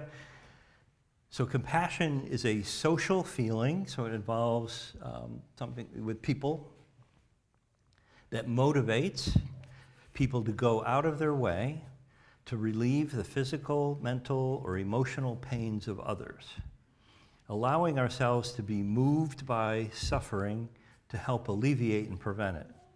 Compassion consists of 3 facets: noticing, feeling, and responding, right? I mean, that's the Good Samaritan story, all right there, right, summarized. but it's just, Wikipedia definition. But you notice those elements. They even say the noticing, okay, seeing, feeling, and responding, taking action. Okay? Okay, so let's get more into this. Okay, so what Jesus and the Good Samaritan felt, okay? Inward affect, okay, that's about feeling, in the areas of the heart and bowels and the intestines, okay? So when you feel compassion, there are thoughts, what's in my head and what's going on in my body. When you feel compassion, and so there was a man that looked dead, that was half dead. He was just beaten and bruised and bleeding. Okay? So when I rehearse that, he was dead. I thought he was dead.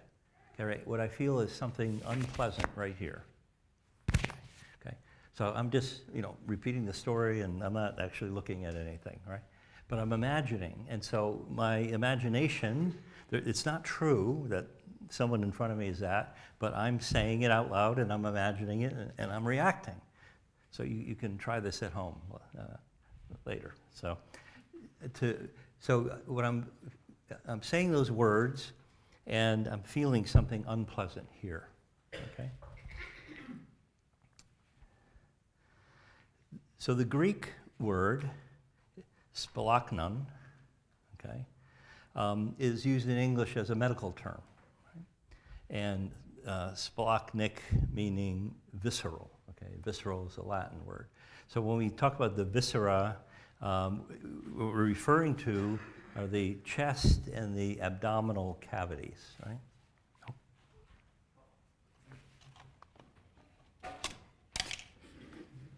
There you go. Right? So the viscera, the spalachnic, is the chest and abdominal cavities, right? That's the Greek word that when Jesus was moved with pity, spalachnic, spalachnon. Okay, so that is the Greek word for compassion. Okay, compassion is a Latin word, right?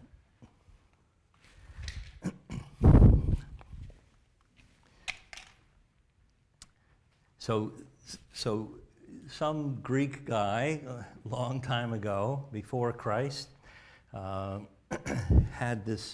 a dead guy or saw something that moved him to compassion.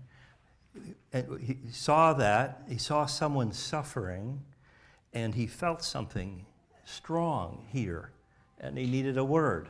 So he just used the word that they had for the inner cavity of the chest and abdominal area, right? Okay. So Wuest explains it this way. Classical Greek referred to the inward parts, especially to the nobler parts of the inner organs, the heart, lungs, and liver. Okay. The Hebrews, as the seat of the tenderer affections, kindness, benevolence, and compassion, right? So in Hebrew, it's used more like kindness or tender-heartedness is a word that's used of God towards us, his tender-heartedness towards us, right? So God, when he thinks of us, it's like a tenderness in this part of his whatever he's got, right? Or we would say his heart. And so today we would say heart, right? So I love you with all my heart, right? Because that's where I feel it. If I say, I love my wife, that's where I feel that, right?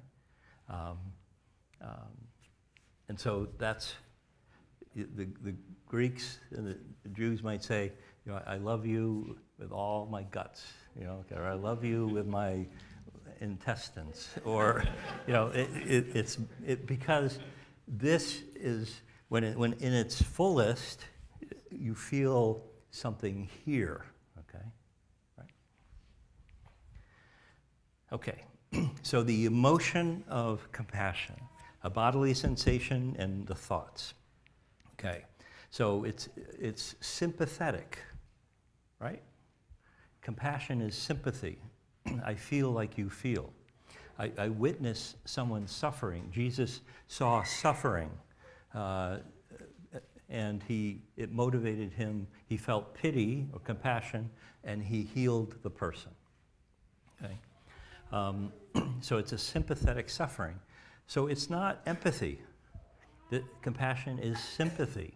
Okay, so I say, like, first warning about compassion for a helper is this is a powerful emotion that causes me to suffer with somebody. When I see their suffering, this is unpleasant. When I witness suffering, it's unpleasant, okay? And I may have this tender feeling in the chest or abdomen. At a higher level, there's a distress, which creates a sense of urgency. We got to do something. Someone do something right now about this person. Right? And that, me just saying all that, I felt this tingling in my arms and in my splanchnic, and it's unpleasant because now I'm suffering because of this person's suffering, and I've got to do something about it, right? For them and for me. Okay, and it could even be nauseating. You come upon a scene like that, and you throw up, right? That's possible, right? Different degrees of this. So that's what's happening in my body. And some of my thinking is I have this desire, this motivation to take action. The thoughts would be about relieving suffering. Okay? I have to stop this. Okay, these racing thoughts to find a solution to this problem of the suffering person. Okay, so that's what compassion is. As a helper, we probably have more of this emotion than somebody who isn't gifted as a helper. And so what I want to say about this, Jesus is identified as compassionate more than any other emotion, more than love. But you have to be wise about this, because this is a powerful emotion that is going to that we are going to cause us to take some action, and it's purely emotional, right? So I don't know what you were thinking that we were going to talk about compassion, or what I was thinking when I thought I want to study. Oh, Jesus was compassionate, and then really it is an emotion that puts you in action, and that sounds reasonable. Someone's suffering, let me take some action. But it's an emotional response, right? In reading the definitions under thoughts, it made me think of a conversation with my husband that sometimes and I've had other wives, we've had this discussion, when you're talking with a husband, his first thing is to try to find a solution. And it's like, right, but sometimes you have to sit down and say, I just need you to hear me. I don't need you to find a solution. So that do men and women come to compassion in different ways? Yeah. So at that moment, he sees you suffering, And yeah, he wants right? to fix it, yeah. Right, and he makes him uncomfortable. That's fine, and he wants to do something about it, right? Because you're suffering, and this creates an urgency in me, right? And so you say, look at, I'm not trying to solve this problem right now. I'm just trying to understand it better, and I just need someone to hear me. And then he may hear, okay, just listening will help relieve your suffering.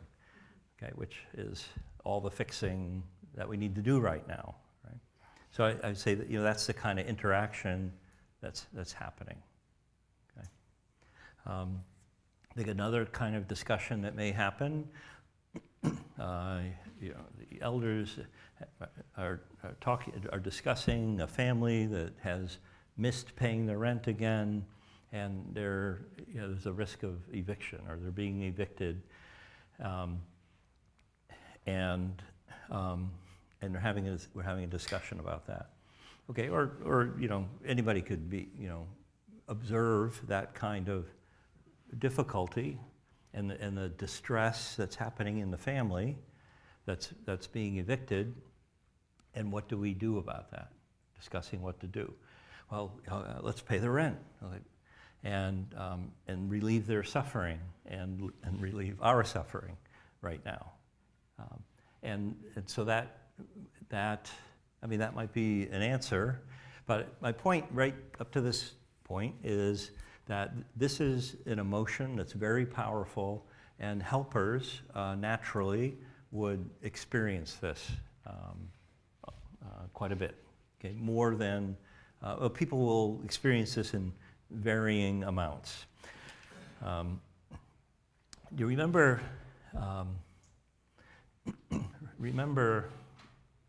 the story about the master, wealthy guy, and he had a servant, story that Jesus told, who owed him a lot of money, it's too much to pay back, and he was going to sell this servant, this steward, into slavery with his, or into the, or put him in jail until they paid everything, or sell him into slavery as payment. And the steward pled with the master, and the master had compassion on him and did not do that, right? And then that steward goes to others and is going to, get much smaller amounts of money out of others in order to, you just did the same thing, right? And then the master learned about it and became angry, right? And threw him in jail, right? So this is a compassion killer, right? The master went from compassion, oh, I need to do something to relieve his suffering. That's all right, you don't have to pay. Don't worry about it, right? To anger, okay? Because he learned something new, right? And so in order to be compassionate, we also have to believe that the sufferer's troubles are not self-inflicted, right? Rather the result of their vulnerability. This was an innocent person who just got jumped, and the robbers, and right? If we approach that situation and it's like, why is anybody going down that road? Everybody knows that road is full of robbers. Or why would anybody do that alone? Okay, now those kinds of thoughts where we're blaming the sufferer, and maybe they are to blame, but the emotion goes away just like that. I'm suffering, and then boom, it's done. The brain was like, you know what? We don't need any more adrenaline. This was something they caused for themselves. Or that family, this is the third time this year they haven't paid their rent, and the son bought a new car, and they're not paying their rent, and so all that may be true, and that information would kill compassion, which would kill the energy, the motivation to help, right? So it's a little tricky, this compassion stuff, right? And you could imagine a debate among the elders, or a debate in your family, should we help them or not? And some are going to be more compassionate than others. But, so this is compassion. Okay, I just told you this story. The parable of the unforgiving servant. But when Jesus tells the story of, okay, so that's the complexity of this, I think. But when he tells a story in Luke 10 about the Good Samaritan, he says at the end, go do likewise, like the Samaritan, call him the Good Samaritan. Go and do likewise. So he is calling us to compassion. Paul says this, put on then, as God's chosen ones, holy and beloved, compassionate hearts. Okay, heart. Compassionate hearts, kindness, humility, meekness, and patience. Okay, so God is urging us to be compassionate. But if anyone has the world's goods and sees his brother in need, yet closes his heart, okay, and that's the word compassion, or the splachnik, closes up his chest cavity against him, how does God's love abide in him? So compassion does come from love. Okay, it's driven by love when suffering is witnessed. Okay? And so it's good, it's good when our leaders, there's a hurricane in Madison, Wisconsin, and our leaders go to Madison and to observe what's going on there. You should experience a hurricane. Yeah. There's a couple of years ago, a hurricane came, up to the Gulf of America, and it hit Louisiana and Texas, and then it kept going and it hit New Jersey. It's not, but all that said, okay, just to understand, compassion better and what it is and how it drives us, and we'll talk about the pitfalls in 1 minute. that Jesus does call us do likewise, go and do likewise, and John and Paul are urging us to compassion. So it gets me to think about this. How do we muster compassion? Okay, because we should be compassionate people. Okay. So I think witnessing suffering. When Jesus saw, he felt compassion. Witnessing suffering and feeling other people's suffering. Because when we go to if we're compassionate, when we witness other people's suffering, we will suffer. And we don't like suffering. And I think getting comfortable with suffering, getting comfortable with that compassion. So they're being evicted and going to the house and seeing the kids, and this is not their fault for sure. And even if, let's say, the parents have mismanaged their money and the adult son spent $8,000 on a car and they haven't paid rent in 3 months, and it makes you feel like, you know what, I wish there were just adults here, because I'd walk away and let them suffer the consequences of their own bad behavior. But the kids are going to become homeless. I mean, so you see the thoughts, but it's good. You could have that like a sterile discussion in a meeting room, but it's good to go and to see, right?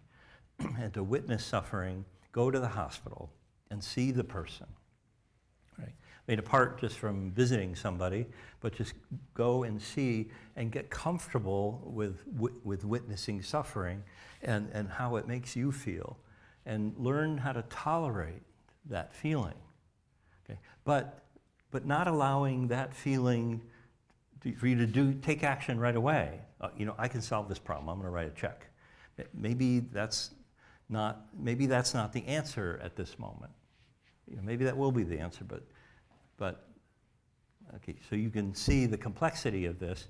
But I would say when we look at an emotion, then we and understand its components, Okay, I'm thinking certain things. Okay, now I'm thinking other things.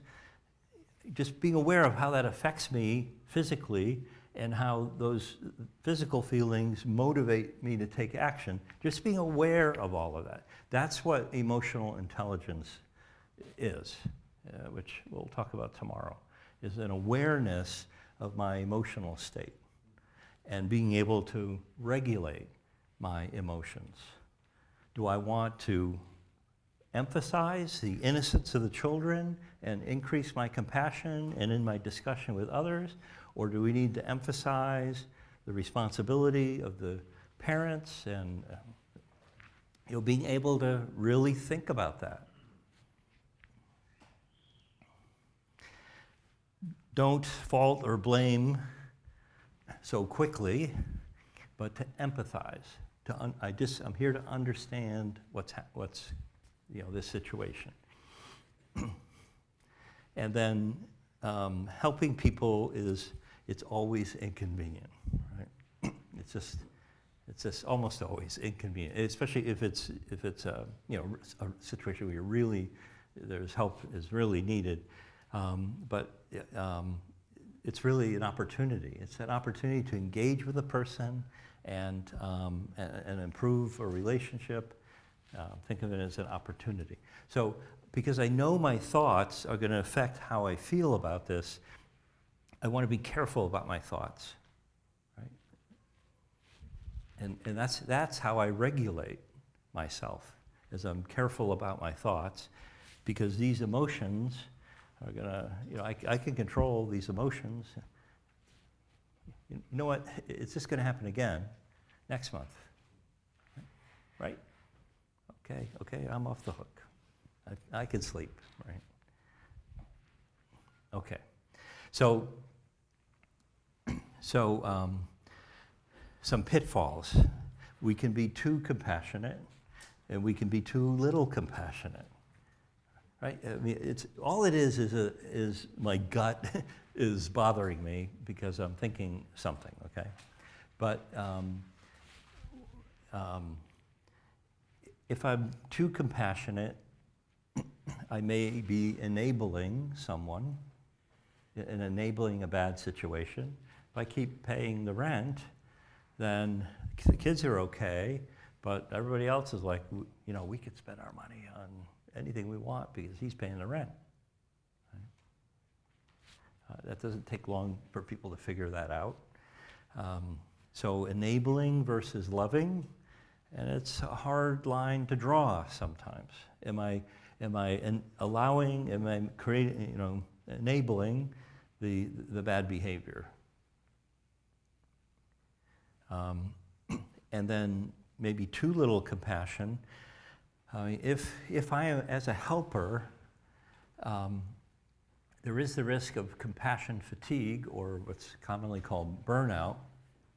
And the definition of burnout is it's threefold. In common language, it usually means emotional exhaustion. I just can't give anymore, right? I'm just emotionally, I don't respond anymore to suffering. You know what? It's everywhere. So what does it matter, right? That's kind of an expression of burnout. But it has other expressions. Another is depersonalization. So I don't really think of these people, right, as people, or I don't have respect for them anymore and their needs. And I was giving this talk once, and somebody said, "Oh yeah, I knew, when I was a missionary in South America, there was another missionary, and he'd been in the field, and he was retiring, and he used to sit on top of his house with a BB gun and like shoot people in the village." Like, well, he came to the village to serve these people, right? So that's an extreme story, but completely dehumanized or depersonalized. Or something again different. A third expression is I have a sense of reduced effectiveness. I'm just you know what, I'm just not having an impact anymore. Or maybe really I'm not having an impact anymore. Like I'm just not any good at this anymore. So these would all be, would be three different expressions of burnout. And so there are emotions associated with this. Okay, and so maybe you tell me. I've made a list here, but like what kind of emotion would be associated with compassion, fatigue, or burnout? What do I feel? Apathy. Yeah. Okay. Apathy. Right. I don't care anymore, or I can't get myself to care anymore. Resentment. What is that? Resentment. Yeah, resentful. Resentment. Yeah. Yeah. Anything else? And resentment, I would say, is a thought. Yeah, that's good. Yeah, resentment. That'd be the thought side of the emotion, right? Resentful. Apathy means no feeling, right? A numbness, right? Yeah. So you can see these are thoughts and something I might feel. Yes. That's what I was going to say, numbness. Oh, what is it? Numbness. Oh, okay. Yeah. Yeah. So. Oh, what is that? Discouraged. Yeah, discouraged. Okay. So I'm going to just give an example here of that I'll use a lot tomorrow afternoon when we talk about emotions. It's having a vocabulary. You know, I'm burnt out. Well, I mean, understanding that, there really are three types of burnt out. You may experience all of them, or maybe the numbness is I just can't care anymore. I mean, I may think they're important, but I just, and I think this is where science can help to give more definition to things that we may find in the Bible, and we do. But having a vocabulary. So so some of the things you just said, some would be stronger than others. I think the words you used were pretty strong. But it might start with boredom, or a sense, or feeling indifferent, or dissatisfied, or weary with my job, or I powerless, or dispirited. I'm fatigued. I feel inadequate. I don't get joy from this anymore. I'm really frustrated. Okay, that's a step up. I'm demotivated, demoralized. I feel defeated, overwhelmed, exhausted. Right? So often you say, so how are you? Like, I'm fine. Right? So that, either you say, okay, I'm not going to ask you more questions, or what do you mean by that? Or you say, well, I was happy with that. And happy, that's an okay word, but there are words that express greater happiness and some that are less happy. If I know what burnout feels like, that it starts with losing interest, or just I'm tired when I leave that meeting. Or those kind of early stages. If I have these words, then maybe I start to recognize it early when I can do something about it. Okay, so we'll apply that approach to other emotions. So I just use this, that there are kind of different levels of burnout, and if I knew that my body was speaking to me, then early on I could catch that, rather than I am overwhelmed and that's the first thing I understand, right? Okay, we'll see that better with some of the other emotions, because actually, burnout is not a single emotion. It's really a group of things, say like a syndrome, a collection of of symptoms. Okay. So I think burnout, you don't see the word burnout in the Bible, but I think you see it in these phrases. Do not lose heart, right? Because do not grow weary, do not grow faint, right? I mean, this is where we care about things. This is where we feel it when we care, okay? Don't stop caring. And for example, Paul talks a lot about this. Let us not lose heart in doing good. I mean, that's what we're talking about. That's when burnout happens, is we're involved in good, but something has happened. Do not lose the caring that you have in doing good, for in due time we will reap if we do not grow weary. Okay, so we could talk more about that, but I think three obvious examples in the Bible are, Moses in Numbers 11, and Asaph in Psalm 73 when he's envious of the wicked, and Elijah, after a victory over the priests of Baal, he just goes into this depression. So those are, I think, three examples. And are really worth looking at is what happened to these guys. And the answer to that is they started thinking a certain way, right? Because emotions and what you're feeling, this discouragement, and is that it starts with thinking a certain way, and then it's a meaningful, powerful thought, which creates maybe a heaviness, being dispirited, or whatever the type of burnout it is. I think a certain way, and then I start feeling a certain way, and then I can't maybe act anymore in this particular example, right? So if I foresaw my thoughts, or someone helped me think better, then, or if I knew how to think better. So you read Psalm 73, and Asaph is, look at these people, they get away with everything, and they're happy all the time. Okay, that's a clue. Nobody's happy all the time. They're happy all the time, so he's being unrealistic in his thoughts. And then at some point, it turns. A lot of Psalms do that. There's a turning point. And he realizes, you know what? I went to the Lord, and I realized, you know what? They're not happy all the time. And in fact, and then look at my life, it's great.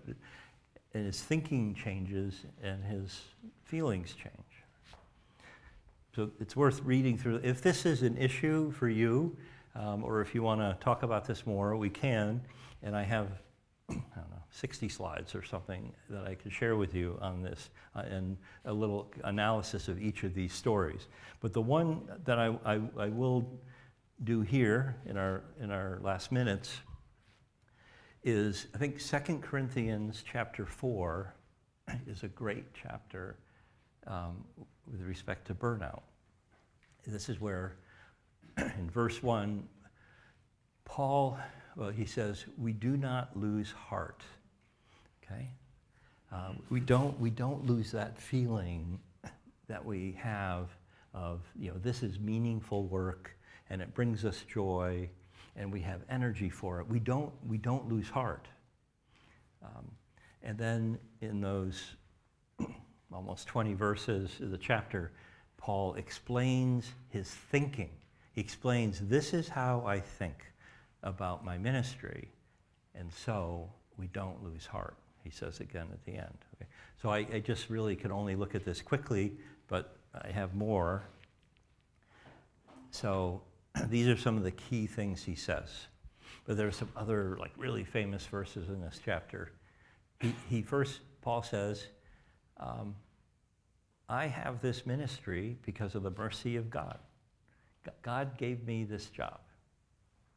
God gave me this ministry. Right? That ought to make me feel good. Right? God gave this to me. Right? And it's not about me, but this is something God wanted me to do. And also, there's another God out there, the God of this world, that has blinded the unbelievers, right? So this is tough. This is a hard job. I have an adversary. Okay, God gave me to do this, but there's an adversary, and so I know this is not a slam dunk. This is not going to be easy because I'm here and there's someone working against me. Okay, so I understand that about the job, and you know what? This is not about me. We're not proclaiming ourselves. So if we lose some of these battles, it's not about like I've lost, but Jesus. We proclaim Jesus, and so this is not about me. This is about God and His glory. Right? So He gave me this job, and it's a tough job, and I shouldn't take it personally if it doesn't go as well, because I'm here to do this job, and my purpose is to glorify Jesus as Lord. And when it gets really tough, and Paul, I mean, he had a lot of bad things happen to him. He shipwrecked and left for dead, and he recognizes, although the outer self is wasting away, all those external measures of success, it looks like I'm a loser. But our inner self is being renewed. So Paul always kept the perspective, what's happening on the surface here in me, and that I'm beat up and not rich, and that those are not important measures. What's really important is the unseen internal world. Okay, and then so that he could say right after that, for this light momentary affliction, okay, which is what Paul called his shipwreck and being left for dead, light momentary affliction, is preparing us for an eternal weight of glory beyond all comparison. You can't compare what's happened to me. It's nothing compared to the reward that I will be receiving at the Lord's hand when I'm gone, right?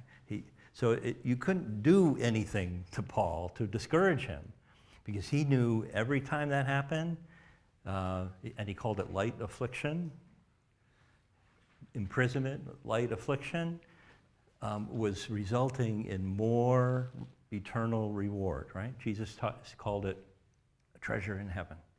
And that anybody who gave up a house or some land or time with his children or his wife or any of that would receive 100 times more in return in this life and also in the next eternal life, right? That's what Jesus said.